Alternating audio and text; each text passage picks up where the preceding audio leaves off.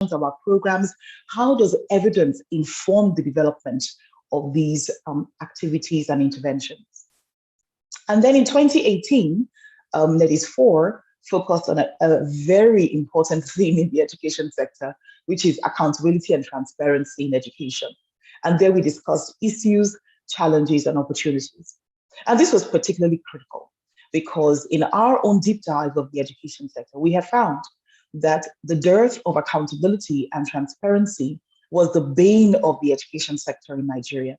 And it was one of the main reasons why education was stagnating, not only in the country, but in certain other countries on the continent. And so we discussed best practice for strengthening accountability and transparency in the sector, cutting across the government sector, the private sector, and the civil society.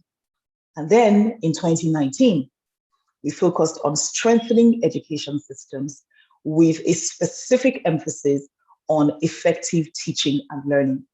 And again, this was an exciting endeavor as we looked at the different facets that make for an effective education system and what the tenets were that would enable us to ensure that our teachers were teaching effectively and ultimately that our learners were learning. And then we planned Nedis 6. But of course, we know what happened. 2020 was a defining year for the entire world and indeed for the education sector as well. And the challenges that we faced emphasized the need for a skilled workforce of young people. It also emphasized the need for us to begin to think more holistically about skills development. And as we paused and reflected on how it was that the most successful states and the most successful governments during the pandemic were those that were the most responsive, those whose leaders took that responsibility to heart to ensure that children would learn even in a most difficult year. And that amazed us. And so in 2020, we recognized that young people would need more skills than perhaps the education sector was preparing them for. They would need to understand resilience. They would need to understand how to pivot quickly, how to be adaptable, how to learn in any given circumstance. But it was also about government systems as well, and how government systems needed to be skilled up as well. Because we often think about political will when it comes to education programming, but there is a sense in which political skill, and here specifically, I'm referring to the skill to know what to do in a crisis context and why that becomes extremely important, particularly in a year like a pandemic year. And so we recognize that skills development was that which was going to cut across the entire education sector, from the learners to the teachers to the education managers, the government, the civil society. We all needed to be skilled up. And so one of the things that we first of all did, and this was starting in April 2020, was to, again, default to that which we typically do in Tech Center, and that is to default to data. And we embarked upon a study with the support of the Nigeria Economic Summit Group, NESG, and we developed this survey, which we then labeled or titled Learning in a Pandemic Survey. And what that did was, as it took us across the length and the breadth of Nigeria to study the impact of this abrupt school closure and the disruptions in the education sector, we ourselves began to realize more and more what the scale of the challenge was. As we studied contexts in which children had absolutely no access to learning material, and other contexts in which children were able to pivot very quickly to technology-enabled learning, we realized that we do have a lot more to learn and a lot more to do in the education sector. And so the era ushered in by the pandemic indicates to us that beyond survival, there is a need to educate the African child for a future of innovation that contributes to the global economy. The continent's majority youth population needs a multiplicity of skills that positions them for productivity, inclusion, creativity, and adaptability within a rapidly evolving world. And in the year 2021, the recognition is that the import of skills development is no longer a nice to have, it is a need to have. Countries that will move forward, that will take their seats in the Committee of Nations, are those that have recognized and continue to recognize that the most valuable asset that they have is their young people and their children. And in a continent like Africa, with our incredible youth population, we are sitting on a gold mine potentially. And so when we think about building skills, we obviously are thinking about fundamental and foundational skills and literacy and numeracy, but we're also thinking about social-emotional skills. We're also thinking about skills for livelihood, skills that enable young people to prepare themselves for a future that is sustainable. And as we think about building those skills, we obviously need to turn our minds to the setting in which those skills are going to be used. And so where are the opportunities for young people to be able to use their skills? Where are the industry opportunities? Where are the opportunities for enterprise? And so we have a holistic conversation about skills development. And so the theme for this year's Nedis is really to bring stakeholders together. That's the purpose, to bring stakeholders together to contribute to ways and measures by which we can develop skills for a growing youth population. As I sit here and ponder the incredible amount of brain drain that our country, Nigeria, has experienced just in 2021. We think about the flight, for example, of our healthcare professionals. We think about the flight of so many of our technology innovators. The reality is that we have to think very deeply about building skills in our young people, but also about retaining those skills so that they can be useful and beneficial, not just to Nigeria, but within the context of a rapidly globalizing world, but also to Africa, but to be able to benefit Nigeria in a way that ensures that we receive some return on the investment in public education. It is often said that the journey of 1,000 miles begins with a single step. And whilst we recognize the incredible amounts of work that have been done by our partners and stakeholders, we believe that this year's Nedis offers us the opportunity to reset the conversation, to reframe that conversation together. Participants at this delegate include representatives from governments, from the civil society, from the corporate sector, from the media, from academia. Young people are at this summit. And so my hope and our hope at TEP Center is that we will come together and have a meeting of the minds in terms of how it is that we need to begin to prepare our young people for a future that is incredibly uncertain. And I use that word a lot, incredible. You know, the story of the hummingbird is one that always creates an emotional response in me. When I think about the little hummingbird going into the ocean, taking a drop of water and pouring it on the forest fire, and being asked the question, what exactly do you think you're doing, you tiny little insignificant hummingbird? And the response of that little bird was, I'm doing my best. The reality is that if we all at this summit make the decision that we will do our best to ensure that we are able to equip the African child with the skills, the knowledge, the competencies that they require in order to make themselves a productive future, in order to build for themselves a sustainable tomorrow. If we can all make that decision, I promise you that we would have done something incredibly significant, even more significant than the little responsibility that the hummingbird took upon himself. So on behalf of TEP Center and on behalf of everyone who has contributed to planning this year's summit, I want to welcome you. I want to send a special thank you, and of course I'm going to do a vote of thanks at the end as well, but a very, very special thank you to the members of our advisory committee who spent many hours thinking about this event with us and helping to shape it into what I hope you will all enjoy and find a rewarding and an enriching exercise. So once again, welcome to Nedis 6. It's the sixth time that we're doing this, but it's the first time that we're doing it virtually. So we're also building skills. So thank you very much for being here. Welcome, and I now hand it back to Opeyemi.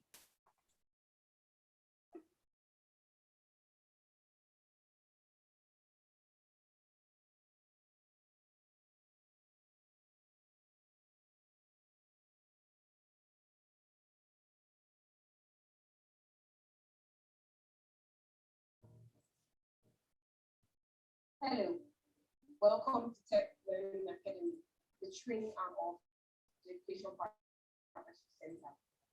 At Tech Learning Academy, we provide capacity for development to professionals and organizations working in the education and development sectors. We leverage the experiences and skills of our facilitators to design, develop, and deliver well-researched course content that gives our participants the relevant knowledge and exposure in the subject area. At TEP Learning Academy, we offer technology-driven skills and technical training to education and development sector actors through a blend of academic and practitioner insight. You can see our growing suite of courses on www.teplearningacademy.com. We deliver as open enrollment and bespoke course packages depending on our clients' learning needs.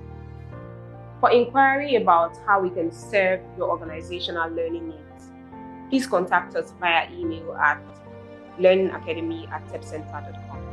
Thank you.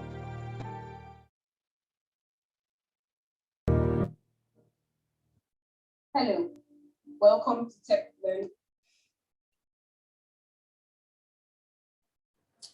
Thank you very much, Dr. Mo, for your welcome address. Thank you for summarizing the last 5 editions of Nedis and even expanding on the talking points for Nedis this year. One beautiful thing about the Education Innovation Summit is that ideas have been harnessed over the years and institutions and organizations have been birthed as a result of this education summit. And so it is beyond even the conversations that we're having.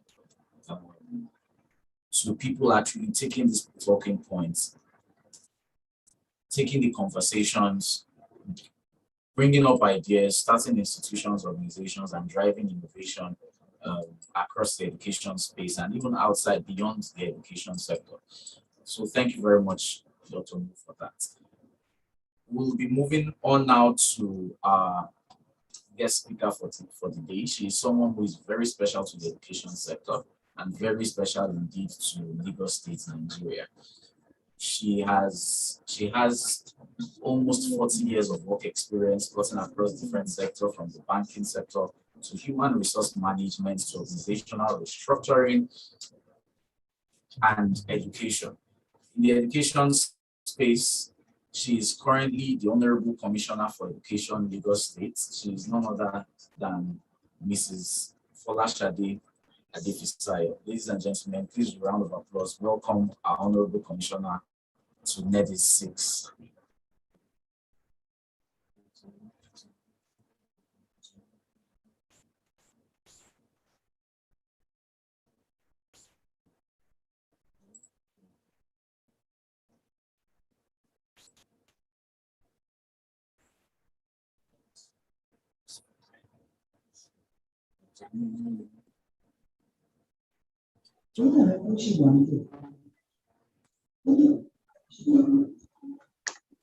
That's the other one. Okay.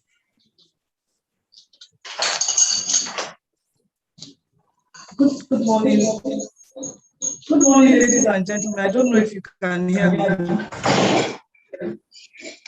Hello? Hello?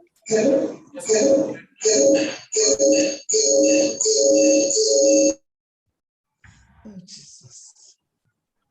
Okay. Good morning, ladies and gentlemen. I don't know if you can hear me. Oh, what is it? I can hear you. And see me. I'm so sorry. I seem to have every possible network challenge this morning. So apologies, please. And we're still trying to get me onto my own page. Thank you very much for having me. Thank you very much, Modupe, for your very inspiring opening address. My work is very simple now. You've simplified it.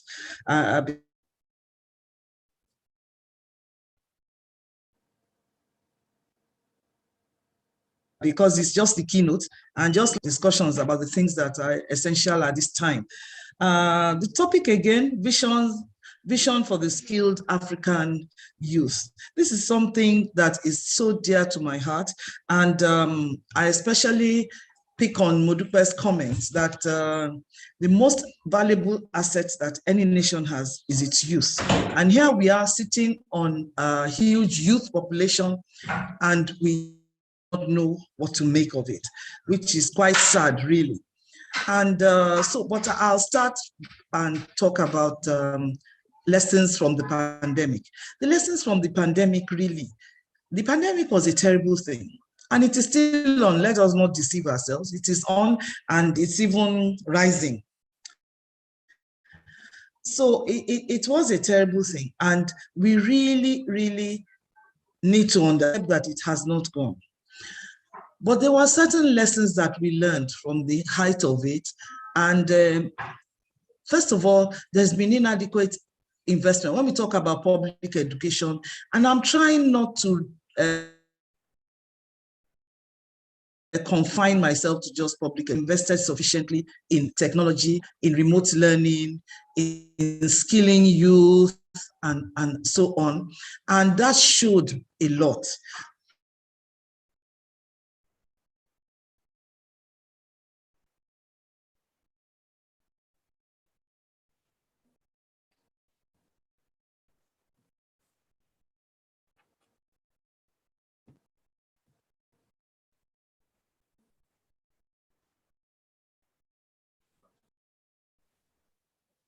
I'm sorry.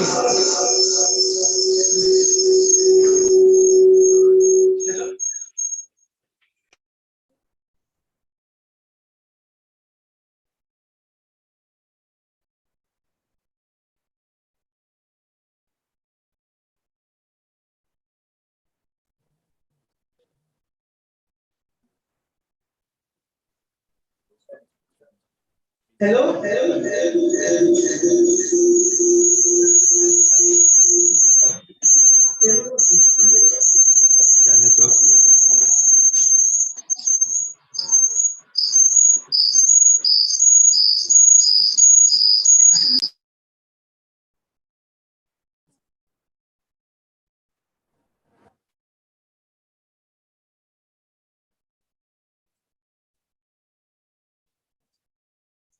Mrs. Adefisayo, you're muted.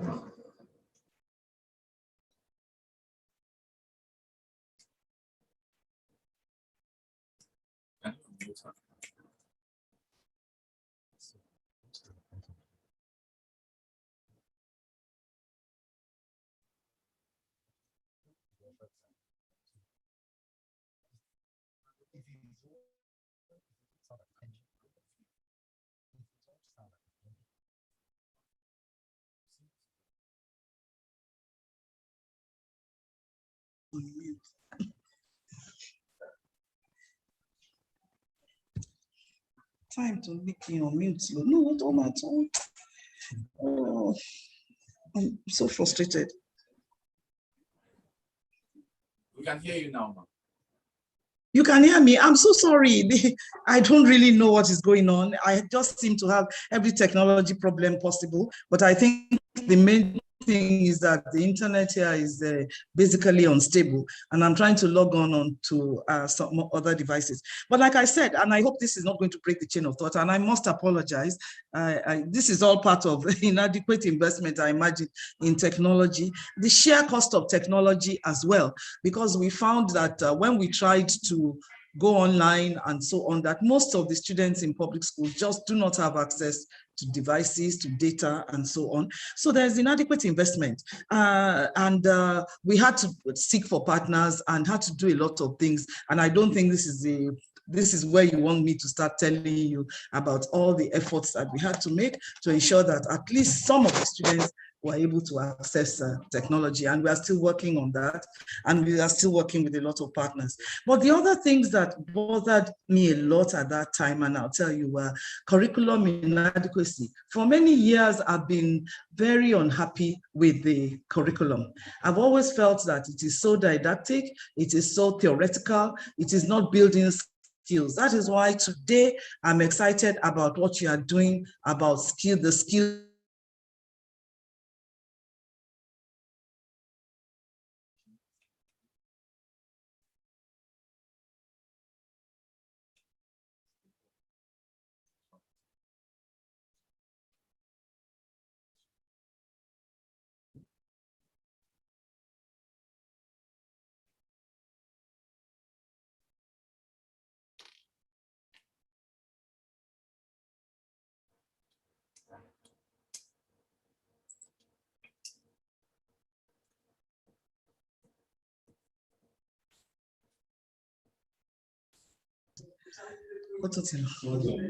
Yes, something unmuted. Okay, thank you. I seem to keep apologizing. I'm really sorry. So I was talking about curriculum inadequacy and the fact that it's way beyond theory. We do too much theory. What I found in addressing our curriculum was that it was not practical. We were not building up skills. And since we're talking about skills, I think this is extremely important. And the skills that we need to have, I think Modupe mentioned a number of them, the skills that we need to have, that students need to have to be able to cope with the world they are going to live in. A very different one from which I was brought up in, a very different one from which even many of us here are living, because everybody knows that, as they've said, the jobs of the future, many have not even been invented. So therefore, it's skills that we need and not the theory. You can Google most things and find out as much information as you want, but you must have the skills to be able to Google, the skill to be able to discern when you go online, to be able to discern what is true and what is not, what is factual and what is fiction. You must have the ability to be flexible, to be versatile, to be somebody who understands things like critical thinking, reasoning, analysis. You must be somebody who is totally digitally literate. You must be somebody who is confident, who can speak in public, who can work in teams, who can communicate across different types of people. Remember that in the old days, someone like my grandmother, she never left her hometown. My mother left to come to Lagos, but my mother's acquaintances were probably limited to people from her tribe and so on. I am more cosmopolitan, of course, because I have friends across the world. I have friends everywhere in Nigeria, but my children are even more cosmopolitan, much more cosmopolitan than I am. And so we all become more broad-minded, and to become broad-minded means that you are somebody who understands other people and you are willing to live and work with them. So there are so many skills we have to build in. And one skill again that I think we really have to build in is the skill, our values. What is right? What is ethical? What is true? What is wrong, so that people understand right from wrong. And the next generation will only be the better for it if we can instill all these skills, if we can integrate all these skills into our curriculum. And I'm hoping that these are some of the things that we are going to talk about today, because like Modupe said, like Mo said, we need a multiplicity of skills. The fact that you know the digestive system, or that you understand grammar, and you can pass, you are good at passing when it comes to English and so on. That will not matter much. What will matter much will be how you are able to communicate and live with other people, and be able to deploy the multiplicity of skills that I said, that I and other people, I'm sure, will say that every child would need. So how do we do this? Like I've been an activist at this, so I've said it all over. I've talked about the skills, as all the skills a child should have. But it's only now that, honestly, realization is, how do we do? It's not the talking. And I'm not somebody who likes the talking. I'm somebody who feels that we need to act, and now. Because, I asked a question here. When should we start thinking about skilling up African youth? Because they are falling way behind their contemporaries. And part of it, again, and please let me go back a bit, because part of it again is that we have to address cultural norms and dynamics. We have to have a rethink about how we bring up our children, about how we allow them to be themselves. Let me illustrate an example. I went to visit a friend, and the next door neighbor came to her and said, "Your daughter is a very clever girl." He's a white man. He said, she came to me and said, "You don't have any teeth left in your mouth. And that's because when you were young, you didn't look after your teeth. You didn't brush your teeth properly, and you didn't go to the dentist. Why didn't you?" And the man said, oh, he engaged in a conversation with the young man. Now, you know that if it had been here, that child is setting up himself for problems for himself and for his parents. But the man was amazed and said, "Your son is already understanding how, cause and effect." That's the way he looked at it. We have to, it's not that children should be rude, but I'm saying we should allow our children to building the skills of discernment more and more. When should we do it? It's like yesterday.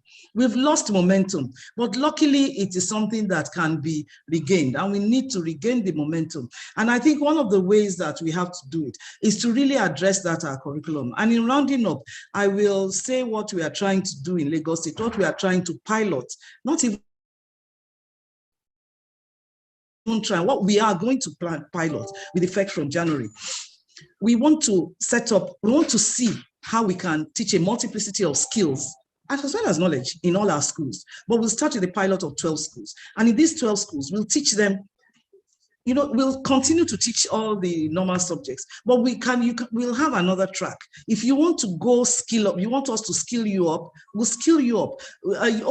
I'm not interested in being a doctor or a lawyer. I'd rather actually be a fisheries, a fish merchant, or I'd like to be a photographer, or I'm more interested in fashion design than in biology and chemistry. So of course, we'll do that using, it won't be an inferior track. And so to make it a superior track, in fact, we are going to give what we want to call a world-class kind of education. So that if we teach you plumbing, you are a plumber who can work anywhere in the world. But beyond that, we will now lie on it. And I'm not sure if that's the proper word to use, the skills that we want to infuse in everyone, like financial literacy, how to open an account, how to balance your books, how to do basic accounting, how to run a business, in other words. Entrepreneurship, how to have a vision, a mission for yourself, developing your business plan, or even if it's not business plan to set up a business plan, looking at yourself as a business. That is, looking at yourself as a project with long-term, what are you in school for the long term for? I just listened to some youth on YouTube who were from the very rich school, and they had an exchange program with children from much poorer homes. They stayed in that school, in the low-cost school, for 5 days. And the young man from the rich school, the difference was because that guy knew what he was about. He said, you only spend 6 years in school and more than 60 after that. So I have to focus on these 6 years, determine what the 60 will look like. So I'm going to focus on the 6 years to ensure that I influence the 60 to come after. And so you can imagine, with that kind of spirit, if you tell him you are a project, write your business plan for yourself. So we'll teach entrepreneurship, we'll teach communication, superb communication skills. Of course, for many, we'll have to teach basic English, presentation, motivation, empathy, how to deal with the public, and so on. We'll deliberately teach marketing and sales, so that that you can't sit somewhere and say, just do something better, people will come. No, how to advertise yourself, how to brand yourself, and of course, you must teach a good quality digital literacy. So what we're trying to do is to build and weave a curriculum around all this. And I'm glad to say that many people have found this to be interesting and are supporting us. I think it is the future, that we have to rethink our curriculum and make school fit for purpose. If you go to school, you want to be a doctor, and then you follow that track and we train you, go on to university. Well, you do not want to be a doctor. I want to be a furniture designer, making really world-class, good quality furniture. Then don't go and apprentice yourself to somebody by the wayside. You can't do better than your teacher. Let us give you that superb training. I think this is what schools owe children. What is your aptitude? What do you want to do? How can we make you the best that you can be at that? It's a bit ambitious. I'm frightened at times when I think about it, that is this possible? But again, the power of technology can be leveraged. And this is where I think skilling up is so critical, especially in digital literacy and understanding social media and so on. We'll use technology. You don't need to teach people, you don't need to reinvent the wheel for certain things. Even business and strategy, we'll do it experientially. Set up a business in school, run the business, and start making money in school. You see, so there are so many things we're thinking about. And this brings me to the final thing I want to talk about, and that is teachers' skills and parenting. Teachers and parents have the same focus. We all love the children. We want them to do well. We are training them.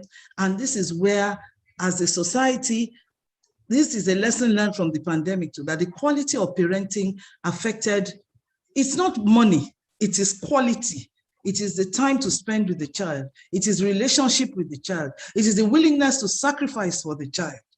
that really, really set the tone during the pandemic.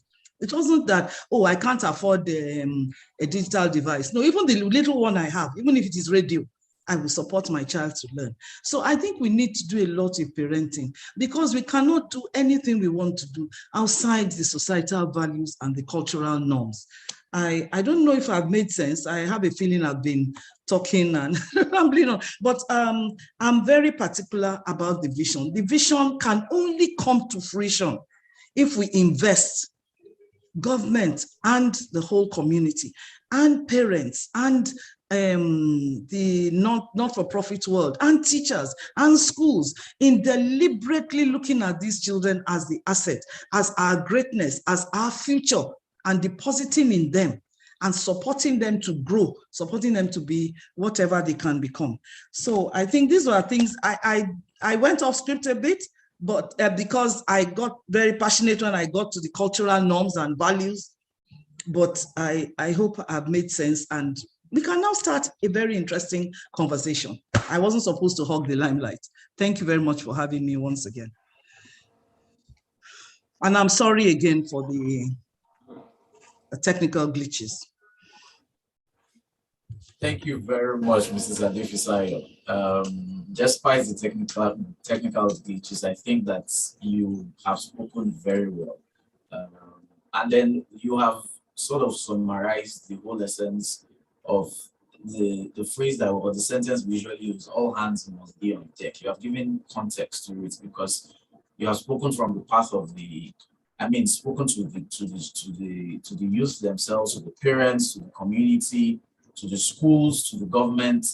And you just realize that when it comes to skills development, it is not one way, it's not a one-way trip, right? We need to, and it's something that we had mentioned earlier, that Dr. Mo had also mentioned, multiplicity of skills, being involved in different things, being able to identify with different skills and not just saying, oh, I want to become this or I want to do this, and then you stick to it, but even knowing around it, how do you even grow? How do you evolve with technology? How do you use technology to improve your skill, the current skill that you have, or to learn a new skill? And so thank you very much for that, Mr. Adefisayo. Once again, that was Mrs. Folashade Adefisayo, the Honorable Commissioner for Education, Lagos State. And to everyone who has joined us today, we say thank you, we say welcome. And we just want you to introduce yourselves in the chat. Give us your name, the organization that you represent, or what you do, where you are joining from. I can see that we have someone from Dar es Salaam, Tanzania. We have someone from Maiduguri in Borno State. We have someone from Port Harcourt in Rivers State. So please just let us know. Put in your name. My name is Opeyemi Oluleye. I do communications and PR from XYZ organization. And let us know where you're joining in from. You're joining from Lagos, you're joining from Tanzania, you're joining from Kenya, you're joining from the United States, you're joining from India. We understand that this is a global summit, and so we know that we have a lot of people here, and then it will be a good thing for us to meet each other.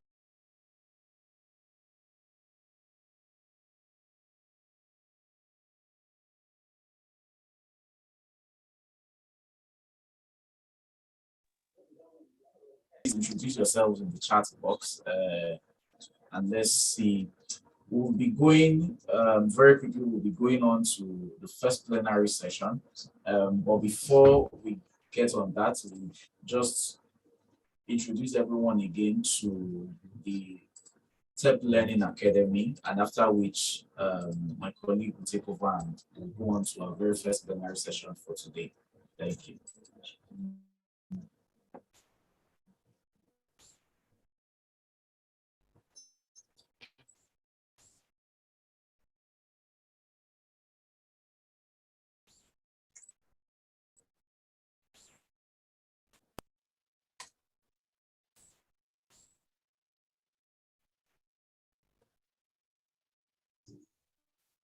TEP Learning Academy.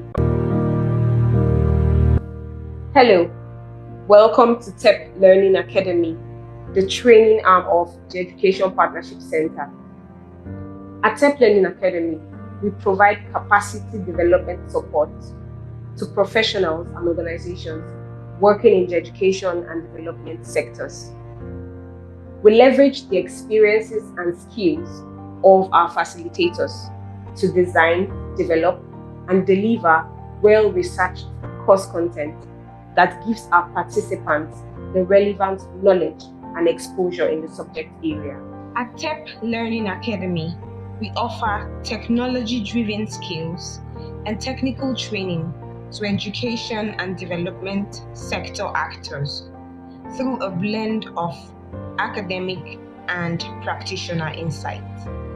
You can see our growing suite of courses on www.teplearningacademy.com.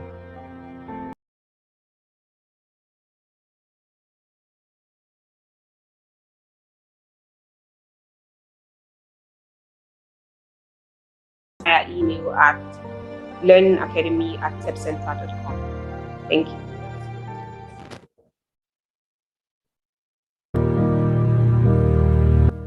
Hello, welcome to TEP Learning Academy, the training arm of the Education Partnership Center. At TEP Learning Academy, we provide capacity development support to professionals and organizations working in the education and development sectors. We leverage the experiences and skills of our facilitators to design, develop, and deliver well-researched course content that gives our participants the relevant knowledge and exposure in the subject area. At TEP Learning Academy, we offer technology-driven skills and technical training to education and development sector actors through a blend of academic and practitioner insight. You can see our growing suite of courses on www.teplearningacademy.com.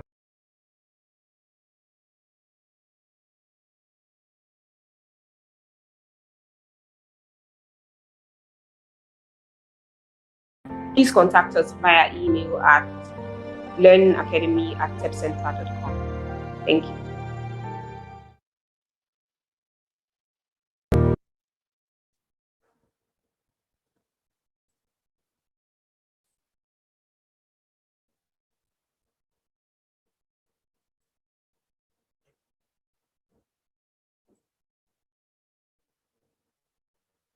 Good morning, everyone. Can you hear me? Fantastic.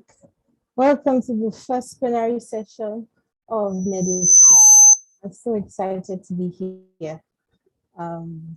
Listening to the welcome address from our Managing Director, Dr. Modipade Latiju. It's been such a long journey, getting here, and we're really excited to be presenting the 6th edition of the Nedis Education Innovation Summit. And also listening to the commissioner deliver her very passionate keynote address. I made a comment in the chat room. I said, it's like she saw our notes for drafting the agenda for the summit, because really that's the burning question in our hearts. What's the promise of education in Africa? When we ask young people to go through the education system, what are we offering to them in return? What skills and competencies do they take away to develop sustainable livelihoods in life? And so this has been a really good conversation, and we've only done 2 sessions. So I'm really excited to be going into this panel discussion with 2 wonderful panelists. Unfortunately, we have apologies from one of our panelists, the Honorable Obafela Bankolimo, who is unable to join us this morning due to circumstances beyond his control. But we're going to be having Dr. Tunji Adegbeson and Ms. Barbara Kasimo as the 2 panelists for this plenary session, teaching the skills of the future today. So can we have our panelists join me on the screen? And make sure everybody can hear me. Good day, Ms. Kasimo. It's really nice to meet you. And hello, Dr. Tunji. Can you both hear me? Okay, Dr. Sinchi, you can hear me. You're both muted. So if you just unmute and then we'll go into it. Done. Yeah, muted now. Fantastic. So we're just going to go straight into it. We have about 40 minutes to have this discussion, and then we'll take questions from the audience. So please, participants, as you're listening, if you have questions, just put them in the chat box and we'll address them as we go along. So skills development is quite the broad phase, right? Because children in our educational systems, or young people in our educational systems, there's an ever-growing range of skills that is required for young people to develop, from foundational competencies like literacy and numeracy, language literacy, scientific literacy, digital literacy, financial literacy, all the way to more complex skills such as technical and vocational skills, or what we now know, or what is popularly known as the 21st century skills, which include competencies like critical thinking and problem solving, communication, collaboration, as well as character qualities like curiosity, creativity.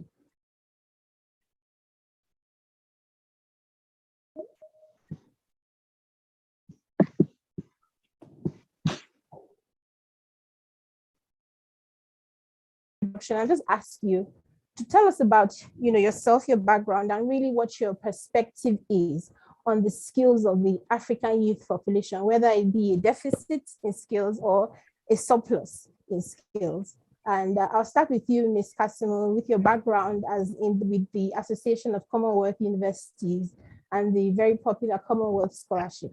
So what is your perspective on the skills of the African youth? And then we'll take it from there. Good morning, everyone. Hopefully you can all hear me well. Thank you again for the invitation to join today's conference. My name is Barbara Kusumu, and where do we start? So my current role is as Director of Membership Programs and Development at the Association of Commonwealth Universities, and we are an association representing 500 universities across 50 countries. A little bit more about my background and why that sort of speaks to what we're talking about today. So very much similar to what the Honourable Commissioner spoke to. I grew up in a Nigerian household, doctor, lawyer, accountant, pick one, and very much with the aspiration that university should guarantee an outcome in terms of employment. I grew up in London, and so very much looking at the employment landscape in the UK. I set up a social enterprise to improve employment amongst underrepresented groups, so ethnic minorities in a UK context, but also looking at how we can harness entrepreneurial skills to be able to move beyond just the traditional careers. And now currently at my role at the Association of Commonwealth Universities, we essentially are looking at what is the role of higher education in being able to support and challenge some of those potentially negative outcomes. So if we sort of look at the landscape of sub-Saharan Africa at the moment, we know that 16 million young people in Africa are facing unemployment, and this number is growing rapidly. Now, higher education institutions can play a pivotal role in addressing this crisis by educating essentially the continent's brightest minds and future leaders. However, we know that higher education within the continent is still underdeveloped in places, and that's really as a result of maybe a low prioritization and investment. We see that women are still severely underrepresented within higher education. And at times, we see that higher education universities often operate in isolation from their wider ecosystem. And as a result, we see that many African graduates remain unemployed, while we see that juxtaposition of a shortage of skilled labor in many sectors, particularly within science and technology. We hear from employers that say that new graduates do not have the power skills or the skills for the 21st century that are needed to succeed in the workplace, whether that's critical thinking, teamwork, communication, emotional intelligence.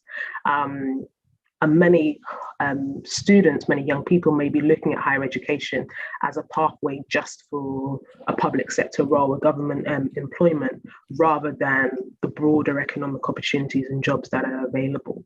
And so there's a real opportunity to leverage better data, better pedagogy, better training and investment, and links to the private sector. It links to broader employers in order to be able to create employment opportunities and support young people to succeed in the future. There's a quote that I read many years ago, and it's something that resonates with me till now, and it's, your employability is your job security, not the job itself. And so as we're discussing and reflecting on this topic today, that's the thing that I think we want to not lose, is at any stage of education, how are we ensuring that we're developing and harnessing and creating an environment that allows for those skills to be developed in terms of the transferable skills in the workplace. So I'll stop there for now, but that would be my opening gambit. Thank you, Ms. Castle. Dr. Tunji. All right, good morning, everybody. My name is Tunji, although most people call me TJ. I'm the CEO of Giddy Mobile, and we're a learning, engineering, and learning technology company. By way of background, I've been in education for over 20 years, which probably reveals my age a little bit. But even beyond that, right from my teens, I've been fascinated by teaching. So I was one of these lazy kids who used to be lastminute.com, and I preferred to play football, run around, and then would have to catch up very fast. So I discovered I had a knack for summarizing really fast and getting to the core of all the classes I missed. And my classmates in secondary school came to notice that. So I used to have these last-minute fast tutorials, and we used to do pretty well. And that led me to thinking, okay, so then what have we been doing all this while? Why? I mean, so does learning have to be that complicated? I later got to know that, yes, there is a lot of depth you miss in that speed, but I've been fascinated by participant-centered learning since I was really young. So I studied engineering, fell in love with technology, been coding since I was 10. And then the two came together when I found a job in business school. I was leading on the strategy sessions at the Lagos Business School for about a decade. And I was fascinated by the two professional schools I was used to. Engineering is a professional school.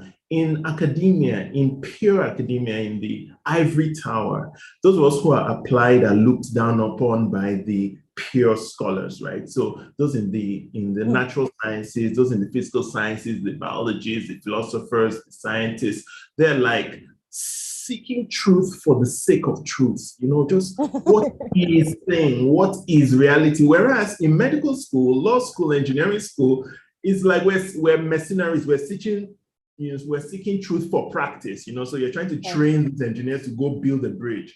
And the other guys in the pure sciences are looking at you guys are just, you're sellouts, right? Or in medicine. So, but that was a very important experience for me because the professional schools, law, they have two constituencies, law, medicine, engineering. Their constituencies aren't only to the subject matter. Their constituencies are to the people who are going to take that subject matter into the real world and need to put food on the table. So you can't just say, okay, this is the principle of engineering 101. And then your engineering graduate comes and tells you that Nigerian statutes doesn't allow that, or we don't have enough cement or concrete. So then the lecturer has to come up with a new approach. Same way, you can just teach someone medicine, the person goes into the real world and then find something different. You can't say, well, I taught you already, go and figure it out. So you found that that was the second stage. The first stage in my life was really thinking learning doesn't have to be that hard and it should be very focused on the learner. The second stage was the learner-centered aspect of learning is not only the cognition and the assimilation, it's what the learner is going to do with the learning for his or her life. They're going to have to deliver services to somebody and get paid. So the ivory tower cannot be disconnected from that real world because you need to give the skills that will find employment and that will enable highly paid employment. And I found this in business school, because business schools are like a brand machine. You know, you build a strong brand. Education is a product, and I'll tell you where I'm going with all this. Education is a product that you cannot value until you have it, but we pay fees at the beginning of the term, right? So think about it. Imagine you think about the services in the world that you pay for first, then you consume. Education is one of those. You pay at the beginning of the term and then find out whether it was worth paying throughout the school session. Afterward. You know, and business schools take that to an extreme, because business schools charge a huge fee, right? You know, like the elite ones charge you $40,000, $50,000, $60,000. And then 2 years later, you find out whether it works, right? So, but then what do the business schools do? They impart those knowledge and skills, then they do a lot of branding, attract the employers to campus, and they're like, my graduates are super good. And then the whole game works. I pay that high bill, you know, and then Morgan Stanley or MTN or somebody's going to show up on campus. And then if I do well enough, I'm going to get a good job. And for a school that does not compromise on the educational quality, for a school that isn't just a kind of manufacturing line pretending to train and connect you to companies, then you start to find a very interesting mix, which got me thinking about vocational and skills. If you think about the business school in a general way, I think these are managerial skills, and we need to give those skills. We need to give them in a credible way, and we need to help. No serious business school will say, I taught you, go find a job, because nobody's going to show up next time. So part of that education is, you know, doing some advertising, doing some glitzy, glossy stuff so that employers will show up on campus, so that everybody's needs are taken care of. So I'm very, very big when it comes to skill development and to vocational and to our youth, and to what the Honorable Commissioner spoke about this morning, to the push and pull sides of education. And that's what I think we lose a lot, because those of us who are in education, who have been trained in education, are very often focused on the cognitive and the classroom and the assimilation, codification, storage, retrieval aspect of learning. But then the students leave the classroom, leave the institution, and go look for their livelihoods. And there has to be a handshake, because if we skill 500 million African youth, let's say we skill them with singing, but there's no demand for singing, we just successfully and efficiently wasted our time, and that, well, we didn't waste time. Education, you know, builds up a human being. That's also true. So education isn't only for getting a job, but coming to what we're saying, when you're someone can't eat and you're telling the person that being built up, that's really not working either. But yes, if you just go skill everybody up for jobs that don't exist, then you are making an error. If you go create jobs and employment and investment and there's nobody to fill those roles, then you also wasted time. So I am passionate and would love to talk to the push and pull aspect, to two sides. One is, so education can no longer sit on her own in this ivory tower talking to herself. Education needs to talk to Ministry of Economic Planning, somebody on jobs, somebody on investment, and we have to together figure out what can be taught, where it can be used, what is demanded, and therefore what needs to be taught. But the push and the pull, we can't only push. We've not done as good a job as we ought to in the push. Sometimes people talk about curriculum, and I say that, well, if we were teaching the year 1999 curriculum very, very well, then our graduates would be as good as Americans, Chinese, Singaporeans in 1999, which they probably are not. So it's not only about how up to date the curriculum is, also about how we're teaching. So, but yes, we do need to teach, but we also need to think about the market. And it's not an unknown. There's some people who are specialists in that. That's why I found in business school. There's some people who are specialists in that market side of things. There are people who are specialists in the human capacity side of things. We need to talk together to create those jobs and to create the skills that those jobs require. So I think that's my big theme, the push, the pull, the handshake between the classroom and what the learners will use, what they learn in the classroom. And that's what participant learner-centered gives you, because that learner doesn't exist only in the classroom. The learner has to go somewhere else. So if we're learner-centered, will think about both sides. I need to give you something because you need to grow, but you also need to put food on tables. So how do we give you what you need? What are people hiring for? That's a good one. Okay, I'll add that to my curriculum. And that handshake, push and pull, I think, is a big change. And I think academics need to not be scared of that world. Academics are very highly skilled, very highly trained people. But sometimes I think they a bit arrogantly look down on, oh yeah, you guys who are just there making money. I don't see why making money is a bad thing. All human beings need to eat. Anyway, once I get started on this, I go too far. But I think those would be my own introductory points. Thank you. Thank you so much, Dr. Cindy. Thank you so much, both of you. I have a follow-up question for you, Ms. Kasimo. You made a comment when you were speaking about how sometimes the industry doesn't consider new graduates, should I say, ready for the workplace. They're usually requiring other soft skills, or should I say transferable skills. So I wanted to ask you to please break that down a bit further. When you say transferable skills, what are these skills you think that employers are looking for that can easily transition from education to employment? And I say this because I'm somebody who studied one thing in the university and is now practicing an entirely different thing. Even though sometimes, in my future, I may segue back to, what my academic background is, but I would like to hear more about what those transferable skills are and how schools can, should we say, prepare young people more to be able to transition successfully.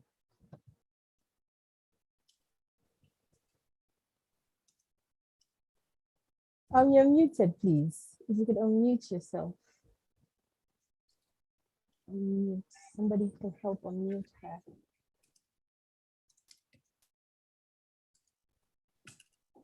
I think I'll just stay unmuted. Fantastic. Okay. So what are employers looking for? What are those transferable skills? So having sort of probably worked with and alongside about 50 to 100 employers across a number of different sectors, and specifically looking at the talent pipeline and what employers are looking for, I would say that what is coming out and what the feedback from employers is that, one, where is the experience? Where is what are you beyond your degree? How have you proactively gained experience? And that can be formal and informal, formal or informal. So the formal piece might be, okay, you've studied business and therefore you've done an internship or you volunteered in a local business or similar, and you've kind of gone down a very traditional route. For others, it may be, actually, what did you do with your time outside of study? Right. So in many cases, it's saying, okay, so, however many hours you spent studying, great, we know that, but what have you done with the rest?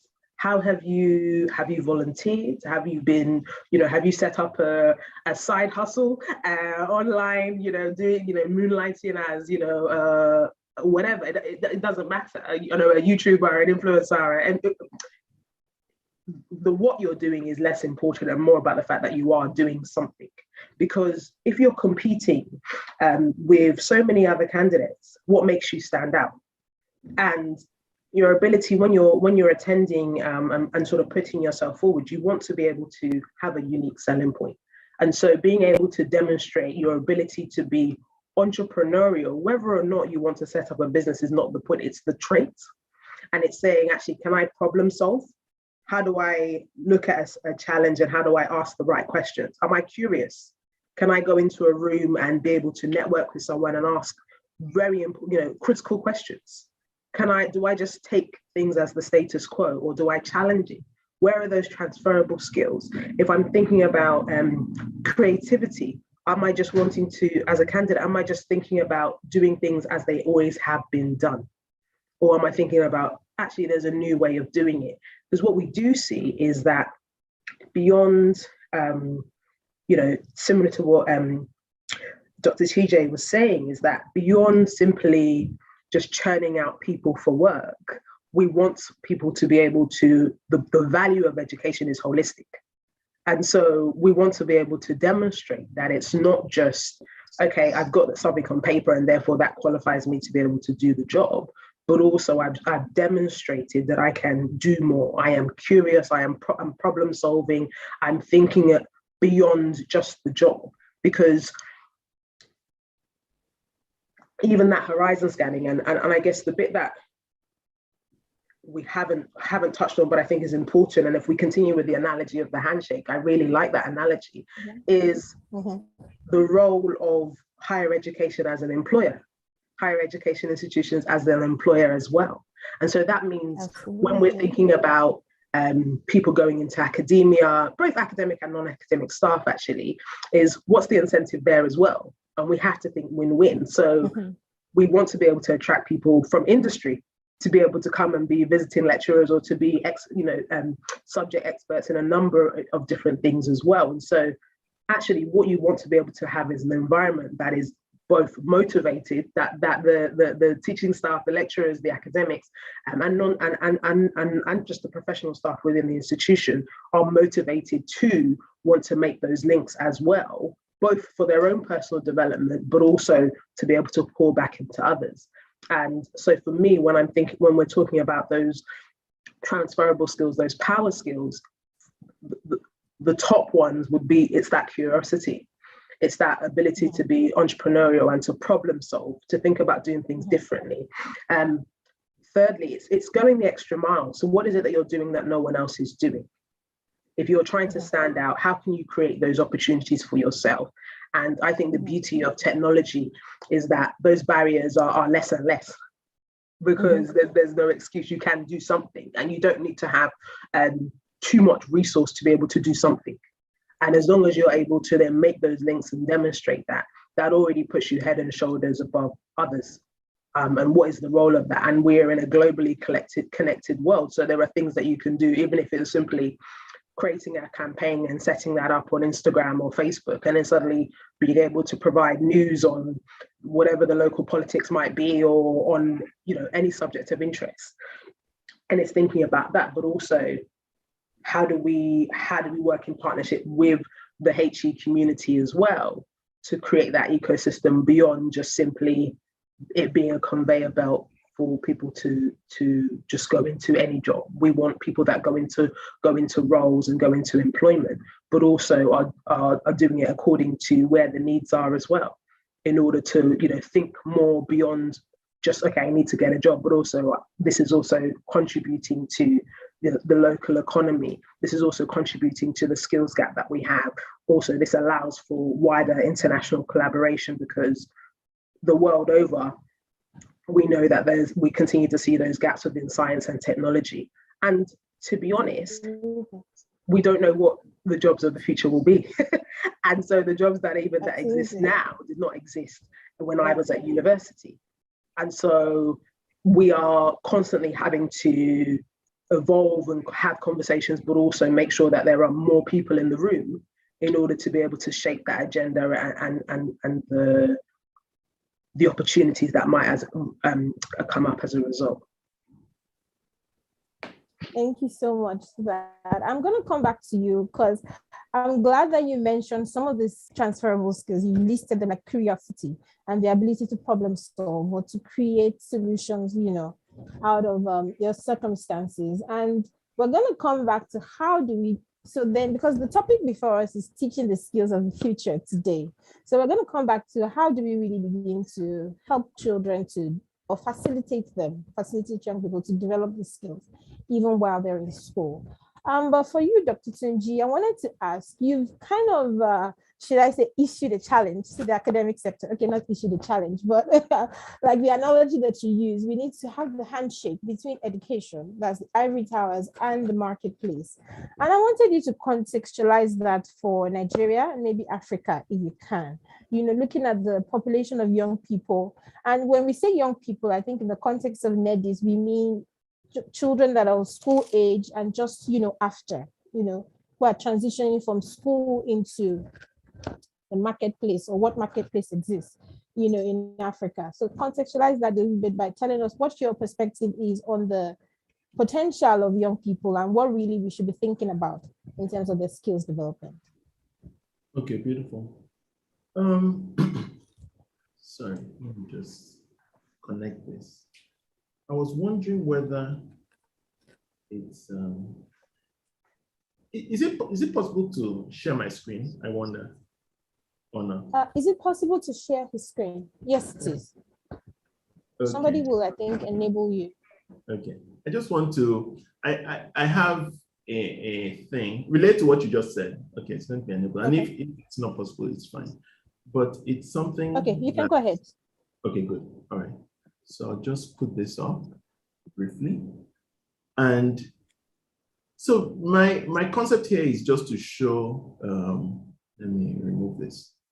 The size of the challenge we're talking about. So you refer to the number of, there are many numbers about Nigeria, but fundamentally, this is what we're talking about. So we're talking about 120 million people below, between 0 and 25, and fundamentally some 100 million people below 18. So first point is size, number of people, right? The second thing I'm going to do is show you for a few seconds what a fellow developing country like us has done. They've been working, this is India. So we work, my company also works in India. And this is a project they've been working, it's called Skill India, right? And I just want to show you how they went about the Skill India project. I want to show you this next one, it's quite interesting. They actually broke down, this is a national, so this is a public document, you can get it. They actually have a Ministry of Skill Development and Entrepreneurship in India. And this is actually a framework they built, and I'm going to use this to answer your question. And they said, okay, what are all those skills? And they came up and built a skills qualification council and said, okay, these are all the types of skills. Again, this is India. They wanted to do 500 million kind of jobs, and they broke their whole country into this. And then they partnered with the private sector to say, okay, per sector, these are the number of people currently there, this number of million, these are the number of million we feel, this talking to handshake, we feel it can grow into. About this year or next year, they'll be reporting how far they went. And then given that this is the amount of capacity we need to create. So we need to train 120 million people, so to speak. Again, this is not saying, this is just giving an example. So with that, I just want to use that as input into addressing what you were saying, and I can share these stuff with you guys later. Like I said, they're public documents. So for me, the first thing that always influences my thinking about the challenge facing Africa and Nigeria in particular is scale. So when you think about the question you just asked me, I always start by thinking of some other statistics the Nigerian Bureau of Statistics releases every year on the banking sector. And the entire banking sector, and I'm saying this from memory, is definitely less than 300,000. It's about 200 and something thousand people. We know that the graduates, right, from that population pyramid I was showing you, we're producing 300,000 to 400,000 graduates every year in Nigeria, if you just look by NYSC numbers. So even if every single one of them, so just the banking sector entirely is just like that number. So we graduate the banking sector every year. And then so anybody who has lived in Nigeria over 10, 15 years, you would have noticed somehow every year this job issue gets harder. This number of graduates, number of cousins, nephews, relatives, children or friends that can't get a job, you notice this thing seems to be getting tighter. It is those same statistics. Is that larger number coming out, nowhere to stick them into. Telecoms is even worse. That one will be 40 to 50K. And then most importantly to me is that 1 in 5 of those who are finishing SS3 get into university. So to me, I'm one of the lucky privileged, like many of us on this call, who went to university. My parents could afford it, but the 4/5 can't. So when we look at those 600,000 we churn out from the graduates and we say we can't find jobs for them, let's not also forget the ×4 of the number, the 80%, the 3 million of the same age who definitely are not fitting into banking sector if they could. So the first challenge is the scale. So we have to think and I'm going to speak more to the pull because Barbara has talked a lot about the push, and also we've heard about that in the morning. So there are a lot of skill sets required, and we know a lot about the competence gaps for current employment and not traditional established situations. I want to add a point, which is that the current employment and the traditional established institution cannot soak up the people we need.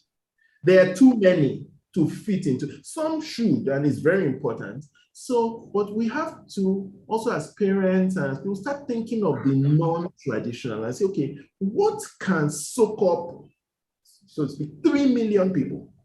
That's 10 banking sectors. It's not banking. That is, 30 or 40 telecom sectors. It's not working. So I would like to advocate that we change how we look at service providers.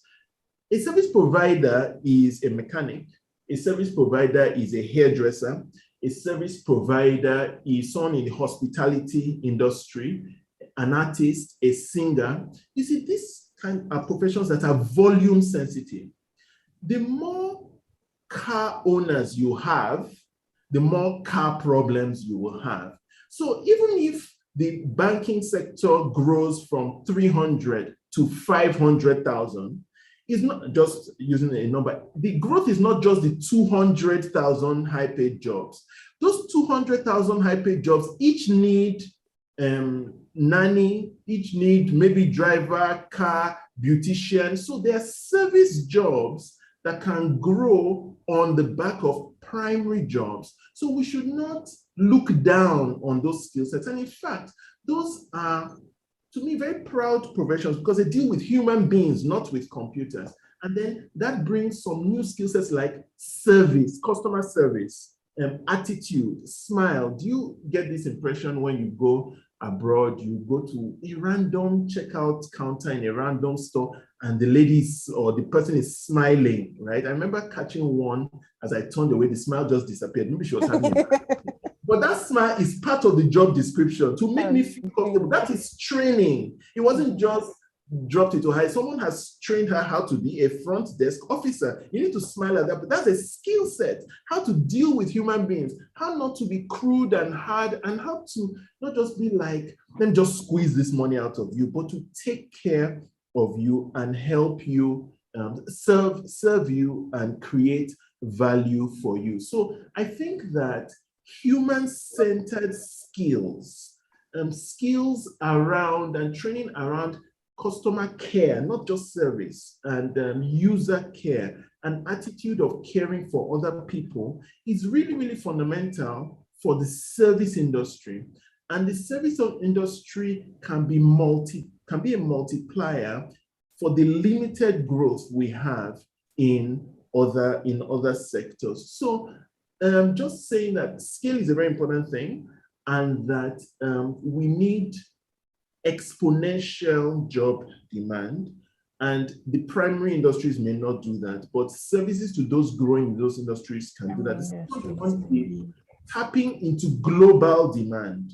So the skill set you need to create jobs is not only the skills for Nigeria, right? Because as we've seen from the pandemic, you now start seeing that, okay, I can be a software developer. I bear the growth of this in a good way, right? Because costs have gone through the roof. The dollar cost to hire a software developer. I love it in a way because more young people who don't have wealthy backgrounds, they can just write this code and they're earning $1,000 a month because the American company is chasing him, because the American would be paying $9,000 a month. So that $1,000 Nigerian is so cheap, whereas the Nigerian employer now has to match. So it's good, it's challenging, but it's not only software development, because if you look at those projected software development jobs, they're in the hundreds of thousands, maybe a million, but we need to soak up 40, 50 million. So I advocate tech enablement of agro, of med,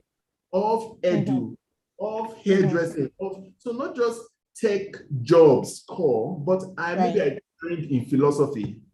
Has anybody checked whether there's some philosophical challenge that software can help with?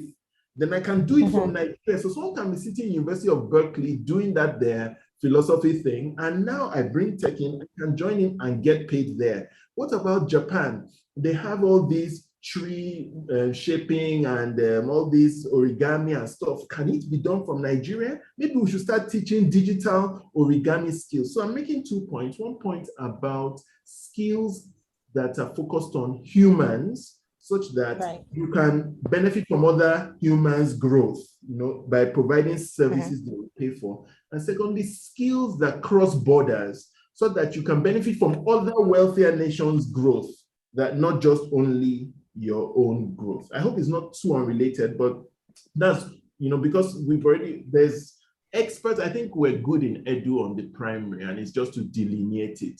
But from the pool side, thinking about skills development from that point of view, skills development that can tap into opportunity, I would say that across the world, you are getting aging populations. The only thing I don't know is how to do care remotely, right? Because for instance, I know in the US, one big issue now, even in Europe, in Netherlands, in many countries, is aging populations, many people with elderly parents.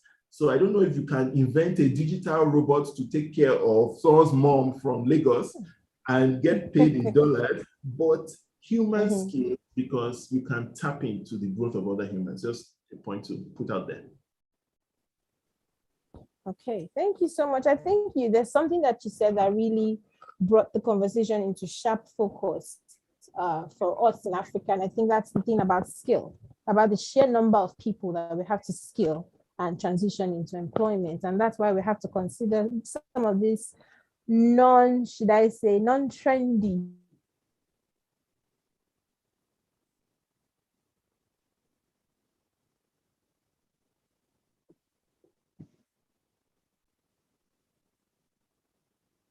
less trendy, but we definitely have to start thinking along those lines. The commissioner in her address commented on how she doesn't like to, it would be better for us to move beyond talk shows, to start thinking about how, which I think Dr. Tunji, you started to do.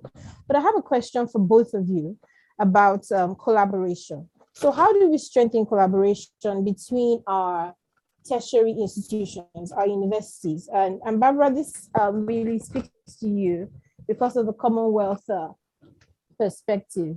So there's the, I don't know if I should say this or how to say this correctly, but we have what is referred to as the brain drain, and how young people are systematically leaving the country, seeking greener pastures. This opportunities that, Dr. Shinji is making the argument that we begin to create for ourselves in our own countries and even across our borders, so that as we skill our young people, they're able to deliver those skills to markets.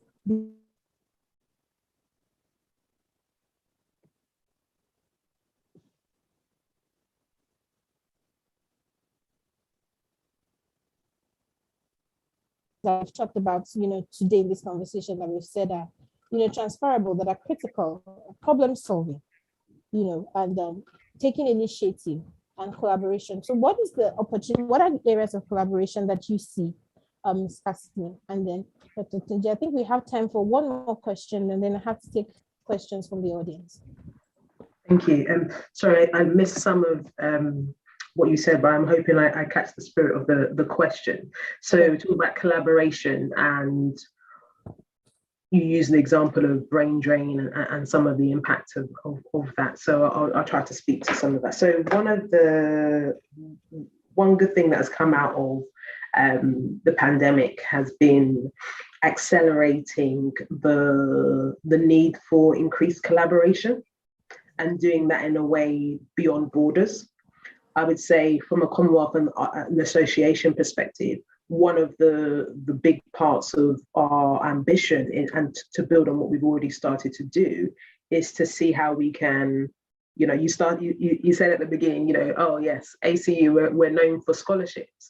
And actually what we're trying to ensure that we're doing is strengthening our partners within the Global South and ensuring that, so one of the things that we're exploring and some of our institutions are looking at is, for example, split site PhDs or split site masters, where we're not only saying, yes, it's great to come to the UK, or it's great to come to Australia or wherever it might be, but it's equally saying it's important for us to be seeing some of those north-south collaborations and also south-south collaborations, beyond simply, yes, I'm having an experience, but also how do I make sure that I'm bringing that value back? And the question always has to be, one, we need to make sure any collaboration is win-win. So whether that is making the case from an employer's perspective, the incentive will be talent, the incentive will be thought leadership, and sort of that experience, but also a question for individuals, but also institutions is, what do we want to be known for? What is that reputation that we want to have? And I know if we think in a very traditional way, the perception of some careers or some vocational paths aren't seen as equal.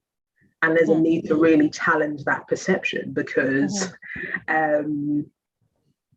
one, it's going where the jobs are, but two, looking at any degree or any qualification that you're doing, what does it allow you to do? So it's not just the title of the degree in itself, but also what are the things that are coming out of that?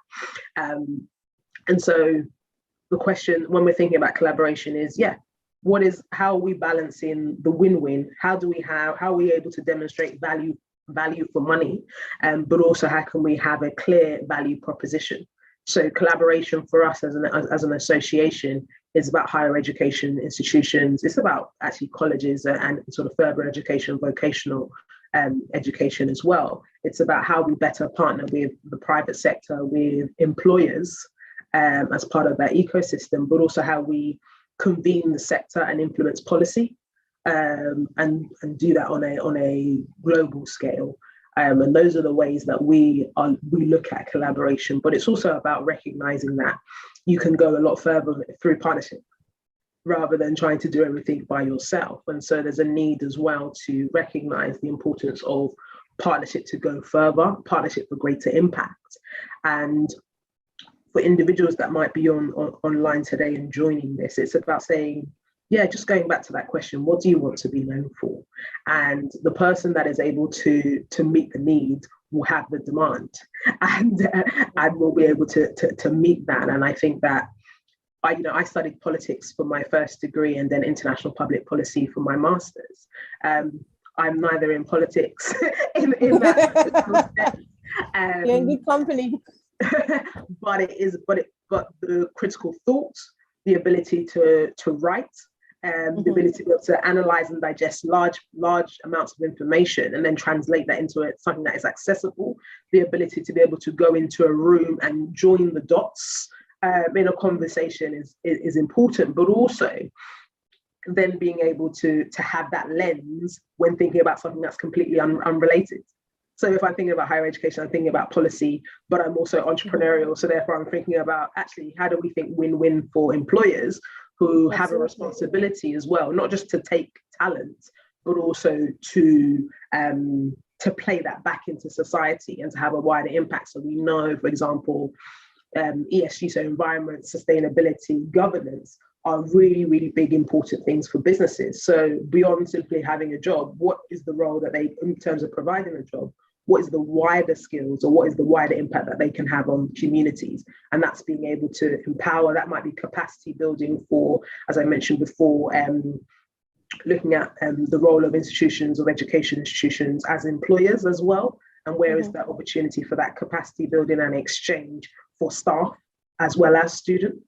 But also thinking about just going back on that reputation piece and asking us as a society, as individuals, what do we want to be known for, and moving away from simply thinking that if I don't mention, whatever the traditional skills might be, then therefore, I don't add up. And actually, the person that can respond, the mechanic, has a role to play as much as someone that can, as much as the nurse, as much as the farmer. And it's about recognizing that, owning that, but also then being able to better change and challenge the perceptions of those that are that might think different to that.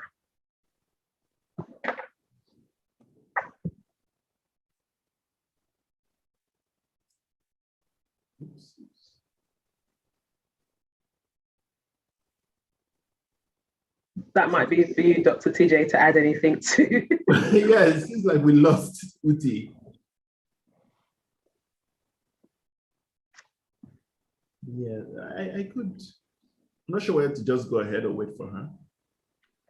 I mean, in the interest of time, maybe start, and then she may come for the questions. Okay, cool. So yeah, for me, I was thinking about it as you spoke, from the point of view of collaborations, and I know that the TEP Center is very big on collaboration. So collaboration is always a very important thing.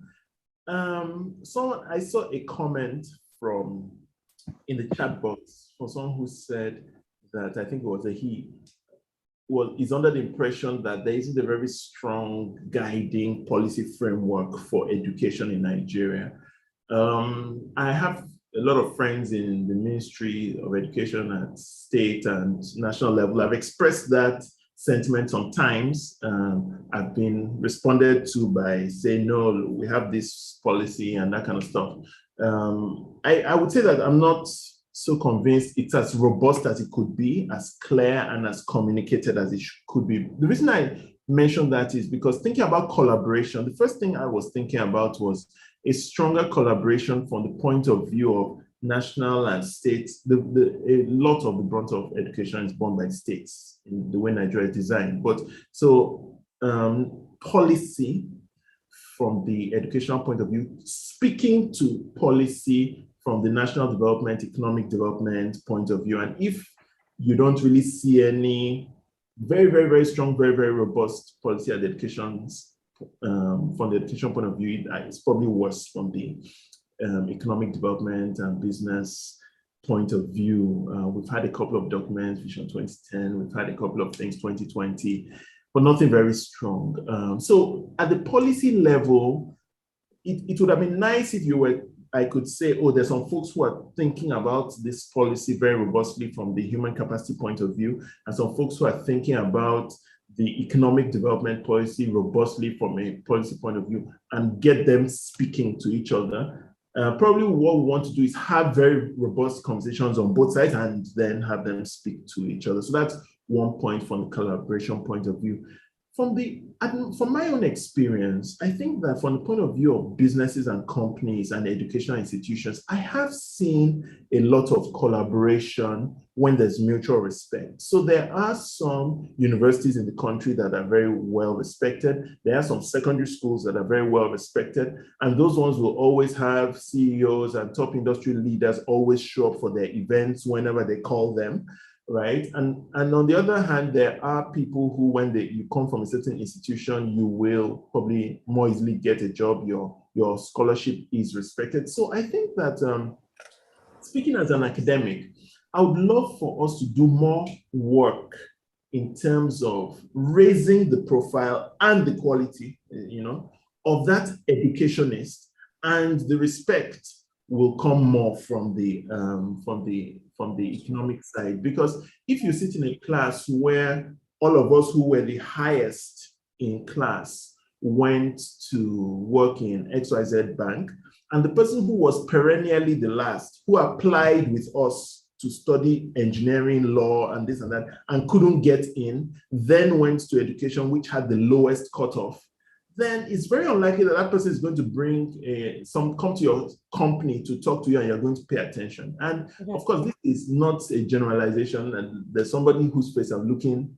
at right now, right at the top left of my screen, who leads Step Center, who was those brilliant people who chose to go into education, right? Like myself.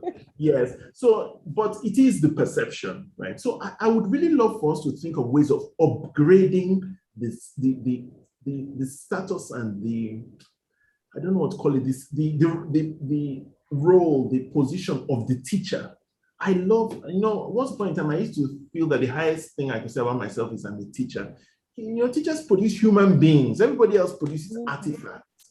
So if we could upgrade, if you say, oh, I am a teacher, and everybody says, wow, also I start clapping. If we could get there, then you would then have a situation where you have those kind of people, and then you train them better, make the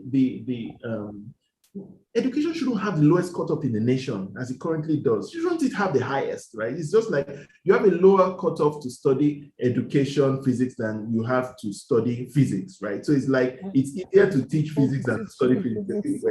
So if we could make that educator of a higher status, upgrade that person and expose that person so that from that level already, you have an educator who knows about companies, knows about industries, has been to XYZ telco. So as you're talking to that 15-year-old, you will say that, look at you, you're making noise, you don't know how to obey instructions. Don't you know that in companies, they always do appraisal and your employer will, you drop in those things at that age, it sticks. But an educator who has never been inside, in fact, who would have an inferiority complex walking into a company is not going to transmit that. So from the one point of view, there is at the policy level, but we still need to come back to seeing how to upgrade our teachers. We entrust probably, I don't know if it's everywhere in the world, but probably in any African family, they would argue the most valuable thing they have in that family is their children, right? So the most valuable thing we have on earth, we entrust to them on a daily basis. And we don't think it's really smart to entrust a lot of attention to making them great, awesome, proud, confident, connected. So I'm talking about that handshake and collaboration. I would like more handshake and collaboration between educators and economic.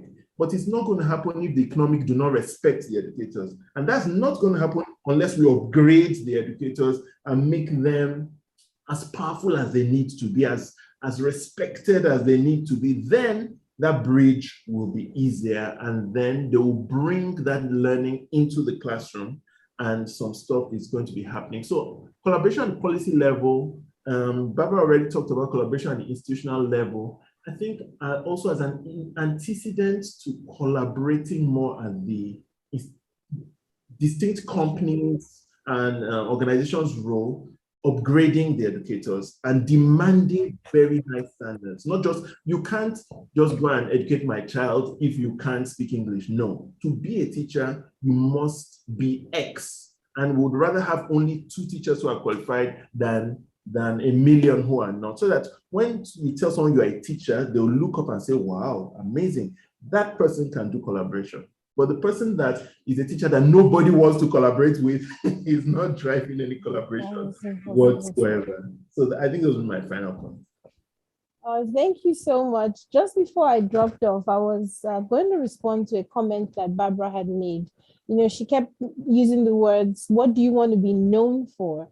And I think it ties in with what you're saying about one of the ways to collaborate or bridge the gap between education and economy is improving the reputation and the way that even educators are perceived.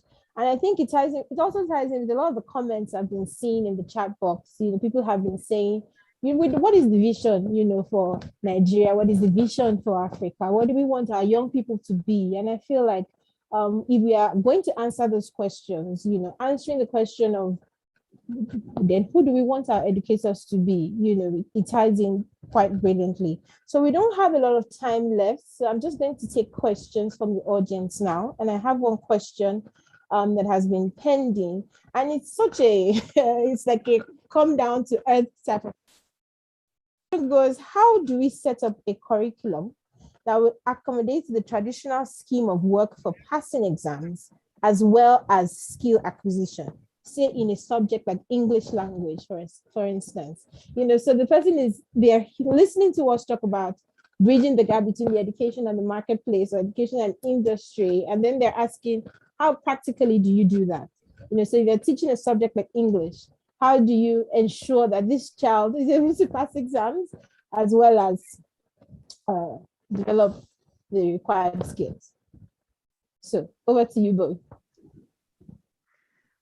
Okay, I'll start. I think the first thing comes to mind is around challenging the fact that we shouldn't simply be teaching students to pass exams, because actually going into the world of work, that is not the transferable skill, because you then are not prepared to think outside the box. You don't know, you're taught to pass the exam, and if you pass the exam, yes, you get your grade, but that in itself does not does not give you any guarantees. So I would challenge even the philosophy around sort of teaching to pass exams. I think we are, you know, and Dr. TJ has spoken to it as well, it's about the holistic value. So if someone says that they're teaching English language, okay, so what are the skills there? Okay, it's your ability to write, it's your creativity around literature and sort of the world, but also influencing what the future of literature can look like. It's saying, okay, if I'm strong in English language as a subject, then what are the industries and sectors that I can go into? Who are the people that have studied this already, and where are they now? So it's about thinking, it's thinking beyond the subject, but thinking about what has it allowed me, what are the enablers as a result of the particular subject, and what does that then allow me to do? So English language as a foundation is absolutely nothing wrong with that. I know traditionally someone might say, oh, does that mean you want to go into teaching? Is that the only sort of career? And it's not.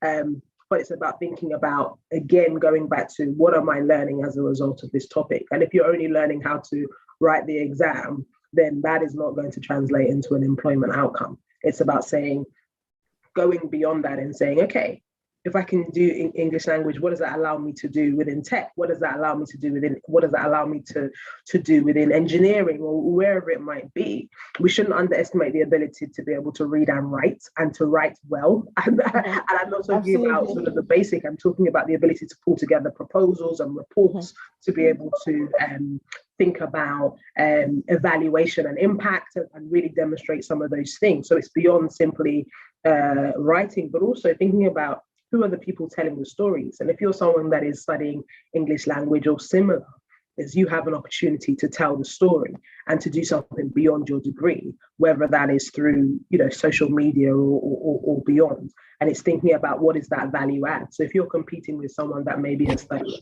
a degree that is, you know, deemed as more prestigious, or deemed as one that is more obvious in terms of a career path, that goes back to the point around, what do you want to be known for? And what is it that you can do? What is in your hand and what is in your reach to allow you to be able to demonstrate a value add beyond simply having the degree? And I think even when we talk about the prestige or the perception of teachers or particular institutions, that is a challenge the world over. But it's one where I pose the question, what do you want to be known for?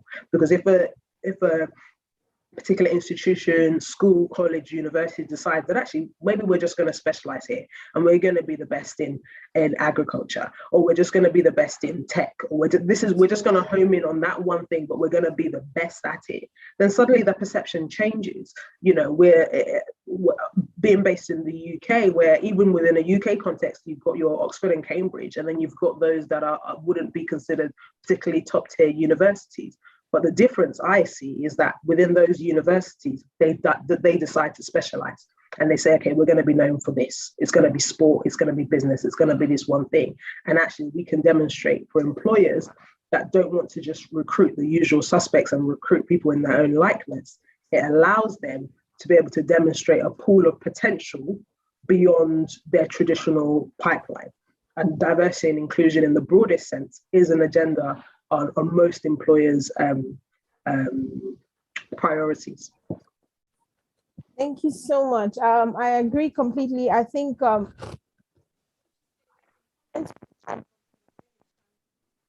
read here, somebody said, but I wanted to quickly refer to Dr. Tunji's experience, who says he spent his early days in school, you know, just summarizing, taking large content and just summarizing. And I think that that's a skill that is useful in life, you know, for communication, and you learn that in English language. So like Barbara said, it's really about not changing the paradigm about what we're educating people in the first place, not educating to pass exams, but educating for life and problem solving.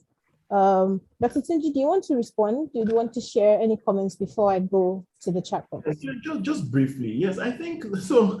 You know, those who know me quite well know that this passing mania is a trigger, right? So I decided I would not speak first. So I also approached that. But, in the past, I've spoken about, yes, we really need to help and support and upgrade the educators. But as as someone who was an academic for quite a while, I'll put this particular one squarely in the camp of the educator. That's the educator's job, right? So you shouldn't have a situation like I did in undergrad in Nigerian University. We were being taught software development, and you had to you had to have what you do in order to pass lecturer, and you had to have what you do. If you are really interested in learning to code, this is what you do. So you have two streams of work. This is the class one, which is outdated and old, and I just need to do that so that I can get an A.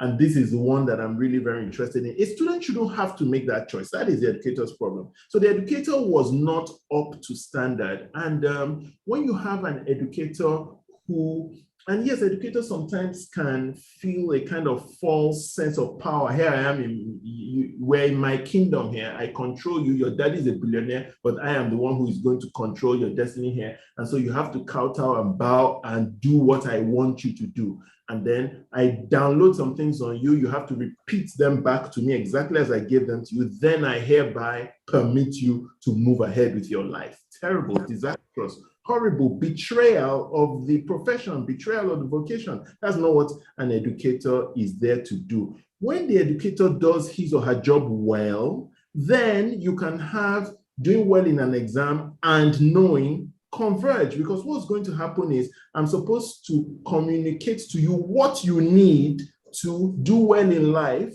then set up a system to evaluate whether you have acquired that. And in that case, you have an overlap between the testing and the capacity. But when the testing is serving a different role, then you have that overlap. But I would say that yes, the student or the learner should have a consciousness of where he or she is going and what you won't be with this educator forever. You are going to have to go ahead with your life, and you won't go to the employer and say, they didn't teach us in school. Then the employer will say, okay, when they teach you in school, come back, right? So unless the employer runs an educational institution. But on the other hand, having said which is the advice we'll give to our loved ones, it is a failure of the educator. That's the educator's work.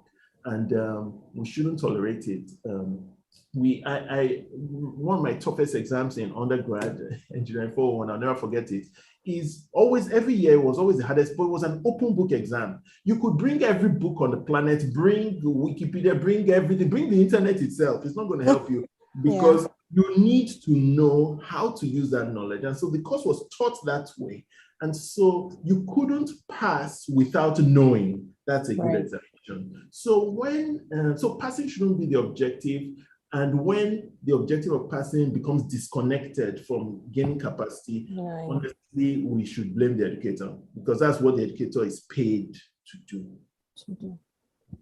Thank you so much, Dr. Tunji. I think there are some comments in the chat room that I agree with the both of you.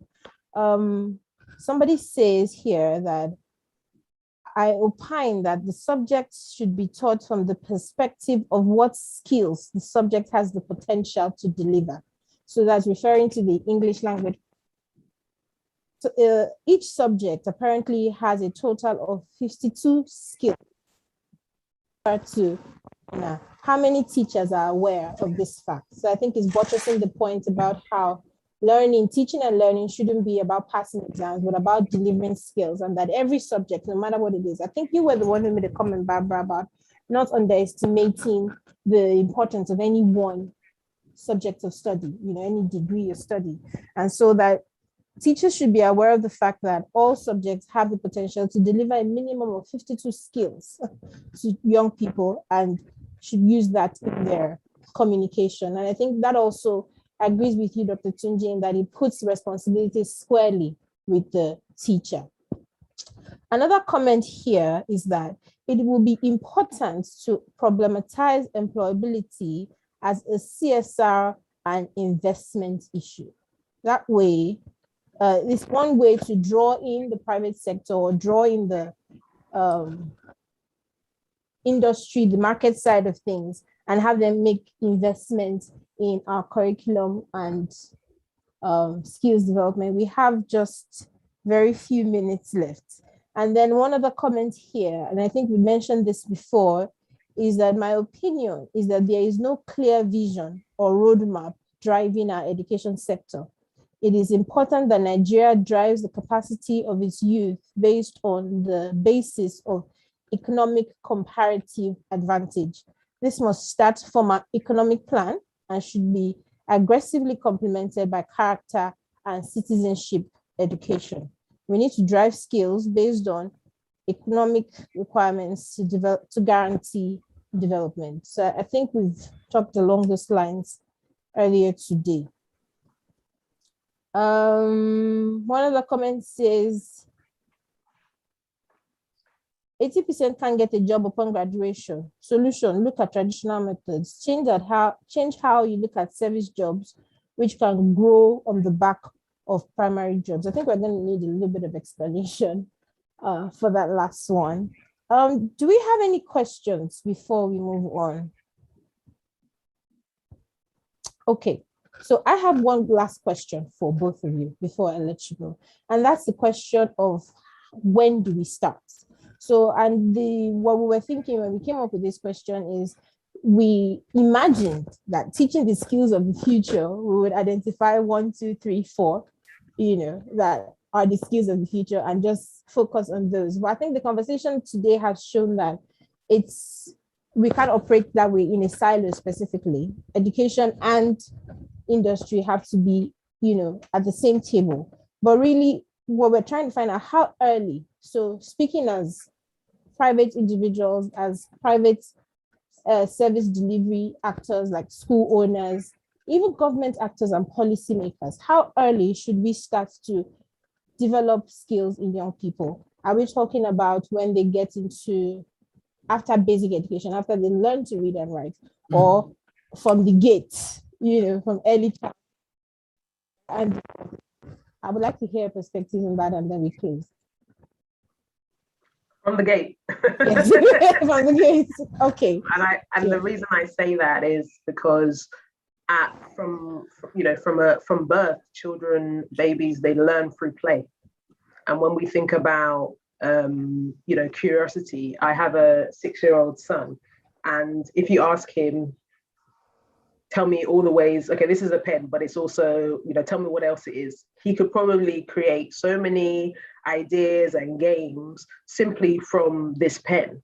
But the older, as that age progresses, we become less creative. We become, oh, it's just a pen, just give me the pen, it writes, and that's it. Right. So I think from a young age, there is an opportunity to build in the skills. So we're not necessarily thinking about grooming kids as young as sort of 5 and 6 for work, but you're thinking about actually, how do you add value as a citizen of society, and where is the opportunity for you to be rounded, so that we learn the lessons and hopefully redress some of the challenges that we see in adults, at this stage and older. And so it's saying, it should be in every process. It should be part and built into every curriculum, but also the responsibility of parents and caregivers to strengthen and solidify that. So the education to empower, it should be within each of us, but it should start from as young as possible. But that doesn't mean that whatever stage you find yourself in, that you can't begin to learn and develop. It just means that it may take a bit longer, or it may not be as natural. To do so. That would be my only sort of caveat, but I would say start from young, because that is where the canvas is plain, and there's an opportunity to build in those foundations and to do something that allows them to think outside the box, to be curious, to love learning for learning's sake, to read a book because they just want to, not because their teacher told them that they have to read the book, and then they don't read the book, then they can't watch TV or whatever, whatever the juxtaposition might be at that stage. So that would be my thoughts on this. Thank you so much. Dr. Tindu. Same answer. I think definitely from as mom and child are leaving the hospital. Okay, so I'm an educator, and I all my life I'm passionate about helping, I won't say developing people, helping human beings develop. It is really nice and enjoyable. You see how people transform. You see how they're at the beginning. You see how they're afterwards. And not only you that's why I put that caveat. But I do think human capacity development, education can probably do more than we think. I'll throw something out there. You see a very bad policeman or an aggressive SARS operative or something. Is that 100% not being paid on time? Or is X% of it a human capacity thing, an attitudinal development, a values development? Because educating is knowledge, skills, attitudes, and values. And educationists are trained or supposed to be trained. We're supposed to be trained on the 4. And so my core answer is, and this is my parting shot, we need a massive quality upgrade because we already know these things. When you go to a college of education, let's just say that every college of education in Nigeria is world standard. Everything we've talked about today is already part of the curriculum of a degree in education. How to do these things. And in fact, I'm going to share my screen for the very last time. This is a document I got from TEP Center, actually, because I was looking for it. Yes, I saw the TEP Center give it to me a few years ago. And it actually shows, this is a Nigerian document showing the expected learning outcomes for everybody in Nigerian educational system. This is early childhood, values, norms, competence and skills, primary education, values, norms, competence and skills, all the way down to junior secondary, competence and skills, senior secondary. You can see I'm interested in senior secondary anyway, acquired science, technology. And my point here, okay, it was Lagos State document, but my point here is that we know already. So supposing every educator was well trained and was doing that, all these things will be happening. So to me, I would say that we're late, we need to start, but stuff we can do today is everything that can massively upgrade quality in the educational sector. Better educational training, so training the educators better, then every school excellent, every teacher excellent, because a lot is already boiled in, a lot is already there. We're just not doing it well. If we just say, okay, let's just have a smoothly running educational system, a lot of things Nigerians complain about, they'll find out that they're, and you make these suggestions, we should do this, we should do that, we should do that. Many of those things are already part of it. It's just that they were not being done. So when it's now being done, you see that, okay, I didn't even know that was part of education. Because the only education I know is one I received. So I say, oh, I wish education were more practical. No, I wish my own education were more practical. Education is designed to be practical. But the one I got was not education. It was my own education. So if we do the education thing well, the way it's supposed to be, a lot of the things we're talking about won't be there. So anything for massive, speedy upgrade. It doesn't address the scale issue, but I feel scale comes from, so human beings, I have a thesis that human beings end up solving their own problems if you capacitate them. So maybe none of us on this call know the answer to Nigeria's problem. Maybe there's one 19-year-old out there that knows it. But we then train that person and give him or her what she needs, then she now goes to solve it. So if we skill everybody very well, one of them or a couple of them may get together and fix what we're all been breaking our heads to do. So massive upgrade, because a lot of this is already part of education when education is being done the way it should be done. So quality upgrade, to do it the way it should be, a lot to be taken care of. Thank you so much to the both of you. You have been fantastic panelists. The time has flown by. I don't know how I would have managed the time with 3 panelists. We ended up just being 3 of us. So thank you to our audience also. You've been very engaging. I just want to close by saying, teaching the skills of the future today. The future is already here. And like Dr. Tunji said, we know what the issues are. We have a lot of this knowledge embedded in our policies and the design of our system. So we need to start paying attention to quality. And there's a role for everyone. We've talked about partnerships across sectors, across institutions, but for each individual actor. I remember as a child, I had a natural curiosity for everything. I think I've dropped off. And my father fed that curiosity by buying me books every day. And it became like a game. So I would try to finish the next book, the first book, before the next one came. And it's now prepared me for the life that I live now. Because working in education, all I do is read and write, literally. That's my job description, except on days like this when I get to speak. So thank you so much for speaking with us and joining us at Nedis. We're pretty excited to have had you guys. And I'll hand over to our master ceremonies to continue the event. Thank you, everyone. Thank you very much for having us. Thank you. That's good. Oh my God.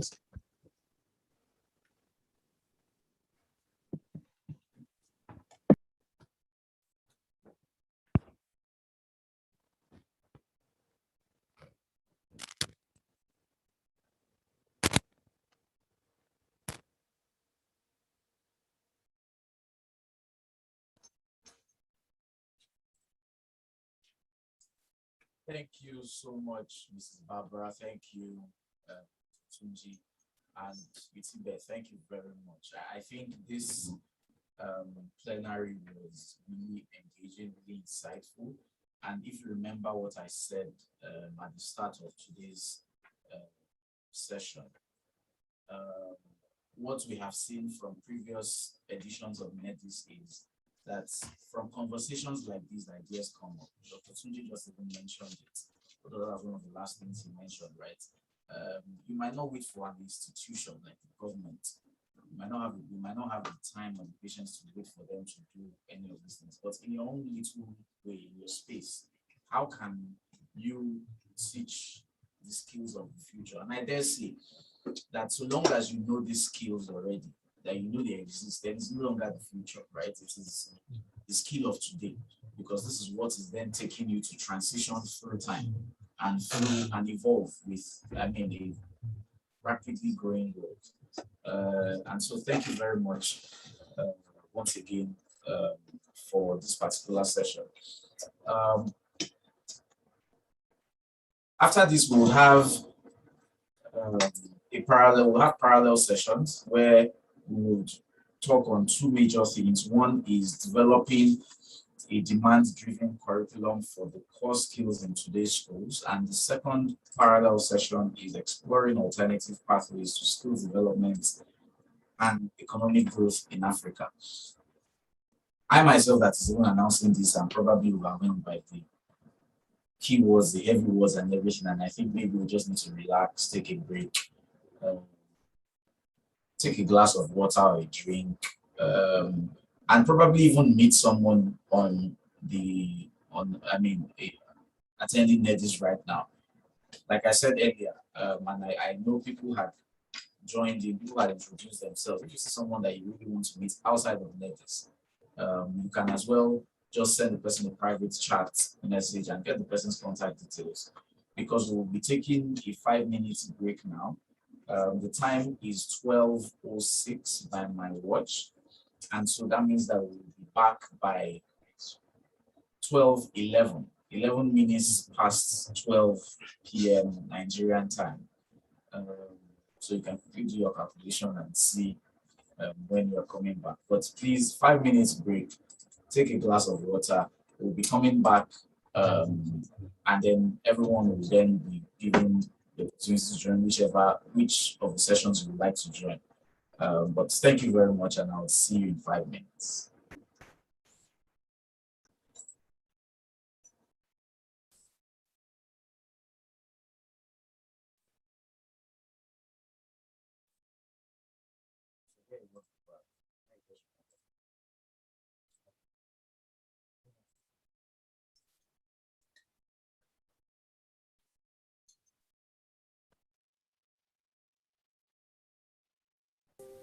Unfortunately, Fatima's story is. Here is Fatima. She's 8 years old and in primary 2. Fatima lives with her family in Wukari, Taraba State. She's unable to read, write.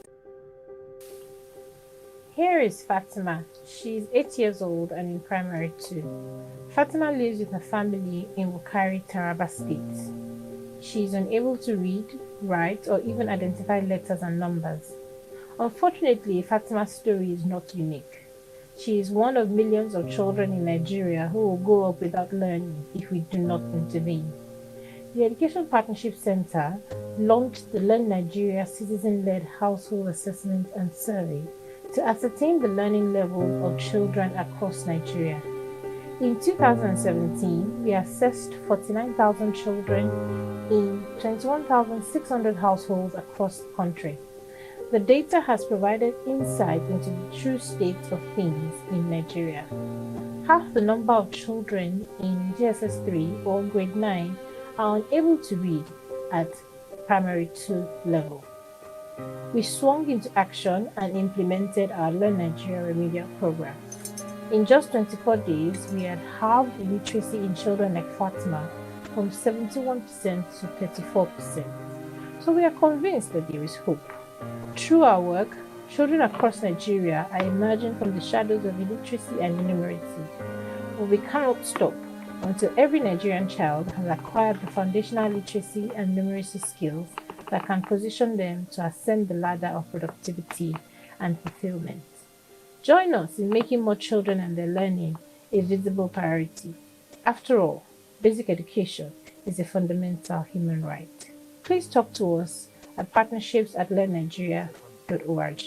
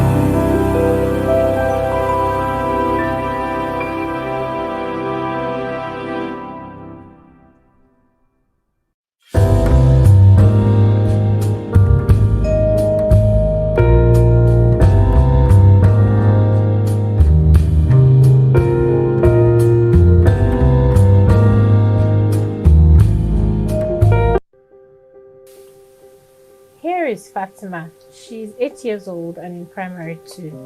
Fatima lives with her family in Wukari, Taraba State. She is unable to read, write, or even identify letters and numbers.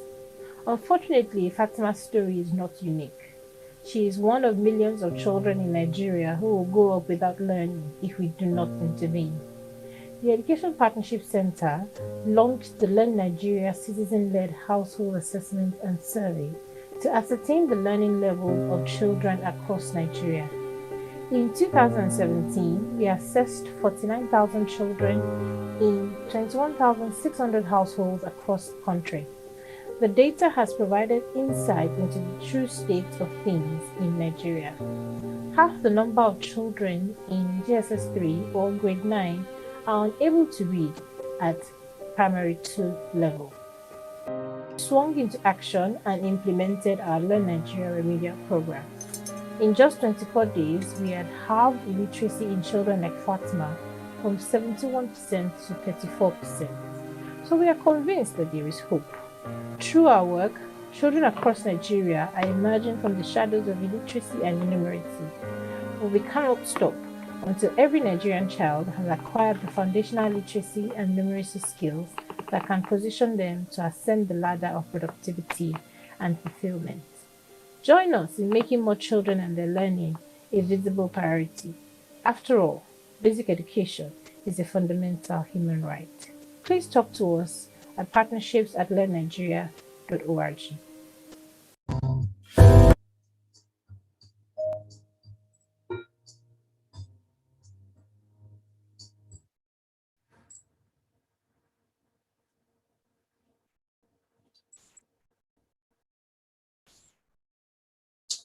Welcome back from the break. And I hope we're pumped up now for the next parallel session that we have. Like I mentioned before the break, there are 2 sessions and they will pop up on your screen. You can choose which one you would like to join. One of them, the first one, is developing a demand-driven curriculum for core skills in today's school. And that will be facilitated, that will be moderated by Mr. Olubunmi. You get to meet him when you join the group. The second one is exploring alternative pathways to skills development and economic growth in Africa. And that will be moderated by Mrs. Bunye Kocha. And she also you will get to meet when you join the group. So right about now, the 2 rooms will be popping up on your screen. So just select which one you would like to join, and we'll use the next 50 minutes thereabouts to run these parallel sessions. Thank you.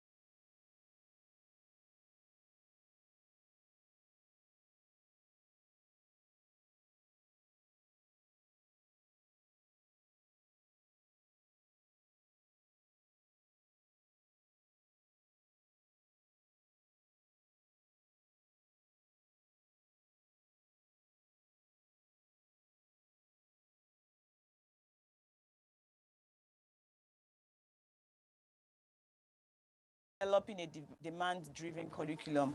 And very evident in the panelists' responses, the handshake between education and industry, which is something that we definitely need to act on, and really how to embed these skills that are in demand, from industry, how to use backward integration strategy. And I got that term from engineer that we had on the panel.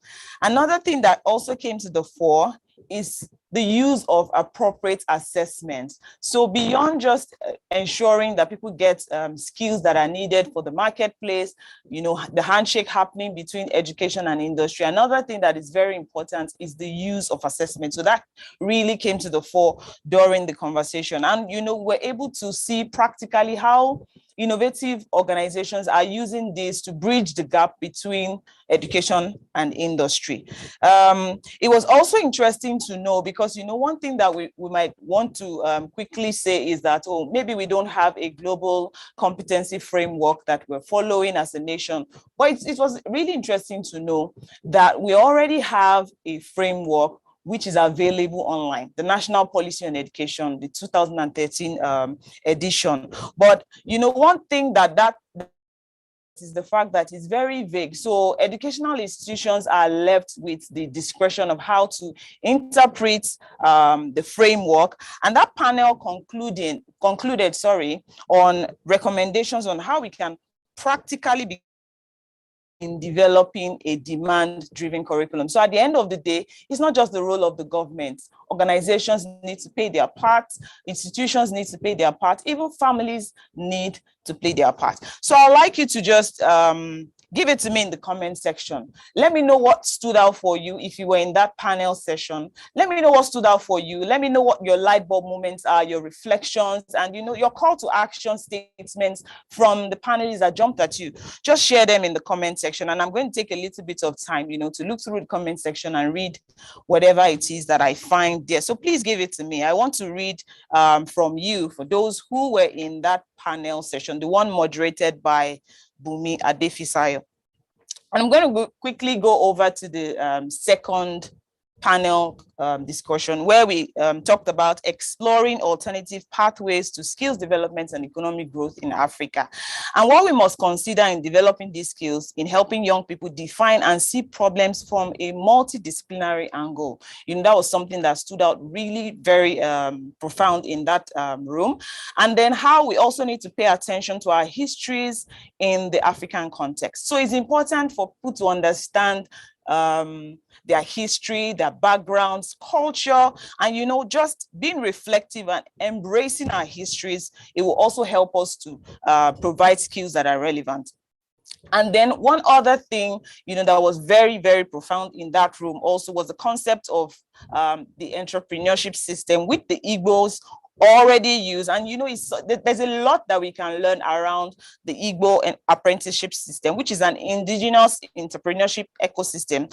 This has modeled entrepreneurship for us over the years. And I believe that every one of us should actually take time to get to study about this system, because this system works. And I think that there's a lot for our educational system to learn from that indigenous system that the Igbos have provided for us.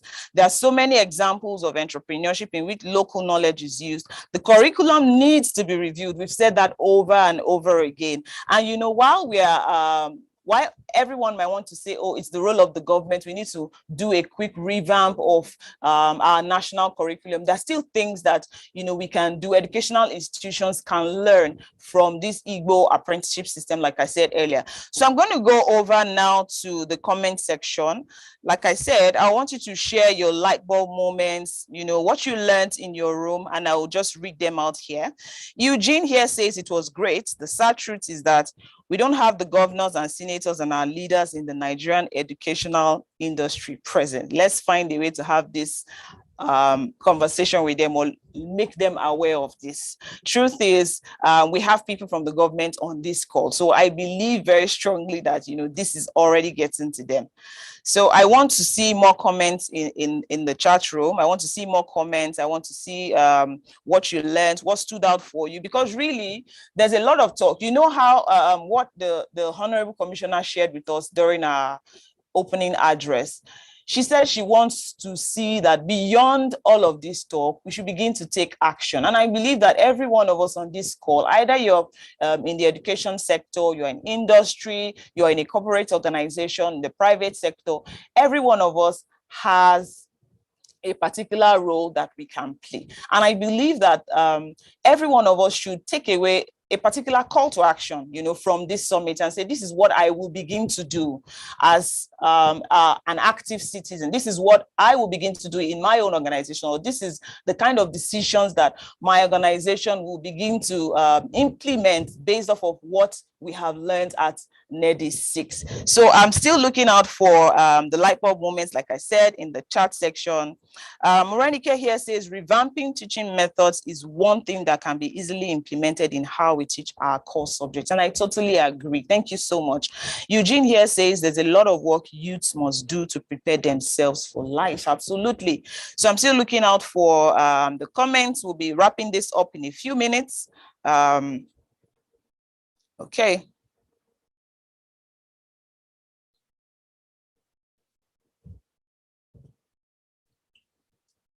Okay. All right, TEP Center will also compile the insights coming from these discussions into a communique. Of course, that would definitely do that. So you would have an opportunity to see everything that's been discussed, the recommendations that are being made when we share the communique at the end of the conference. So I think it's at this point, I'm going to hand over back to the moderator of the event. I'll hand over to my colleague, Okpeyemi.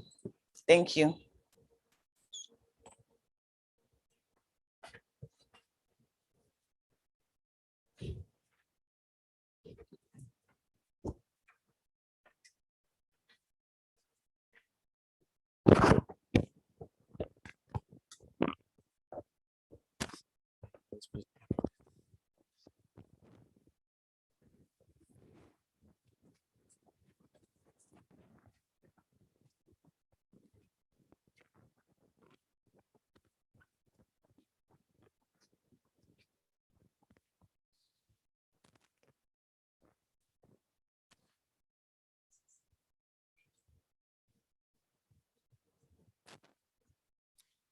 Thank you very much, Ibironke, for that summary. And thank you everyone that has stayed from the start of today till now. We are grateful for your time. We are not taking this for granted. Allow me to especially thank our keynote speaker, Mrs. Folashade Adefisayo, Dr. Modupe Adefeso, and our various panelists and moderators that have made today really engaging. The only thing I would like to see in the comment section really is an answer to this question I'm about to ask. Are we going to see you here tomorrow? If it is yes, put yes there. If it is no, don't put it. But thank you, everyone. Thank you for joining us today. And we hope to see you tomorrow. Tomorrow is going to be as exciting as today. We have a packed day tomorrow. Interesting speakers, interesting panelists, and wonderful moderators as well. So thank you. God bless. See you tomorrow. Have a lovely afternoon.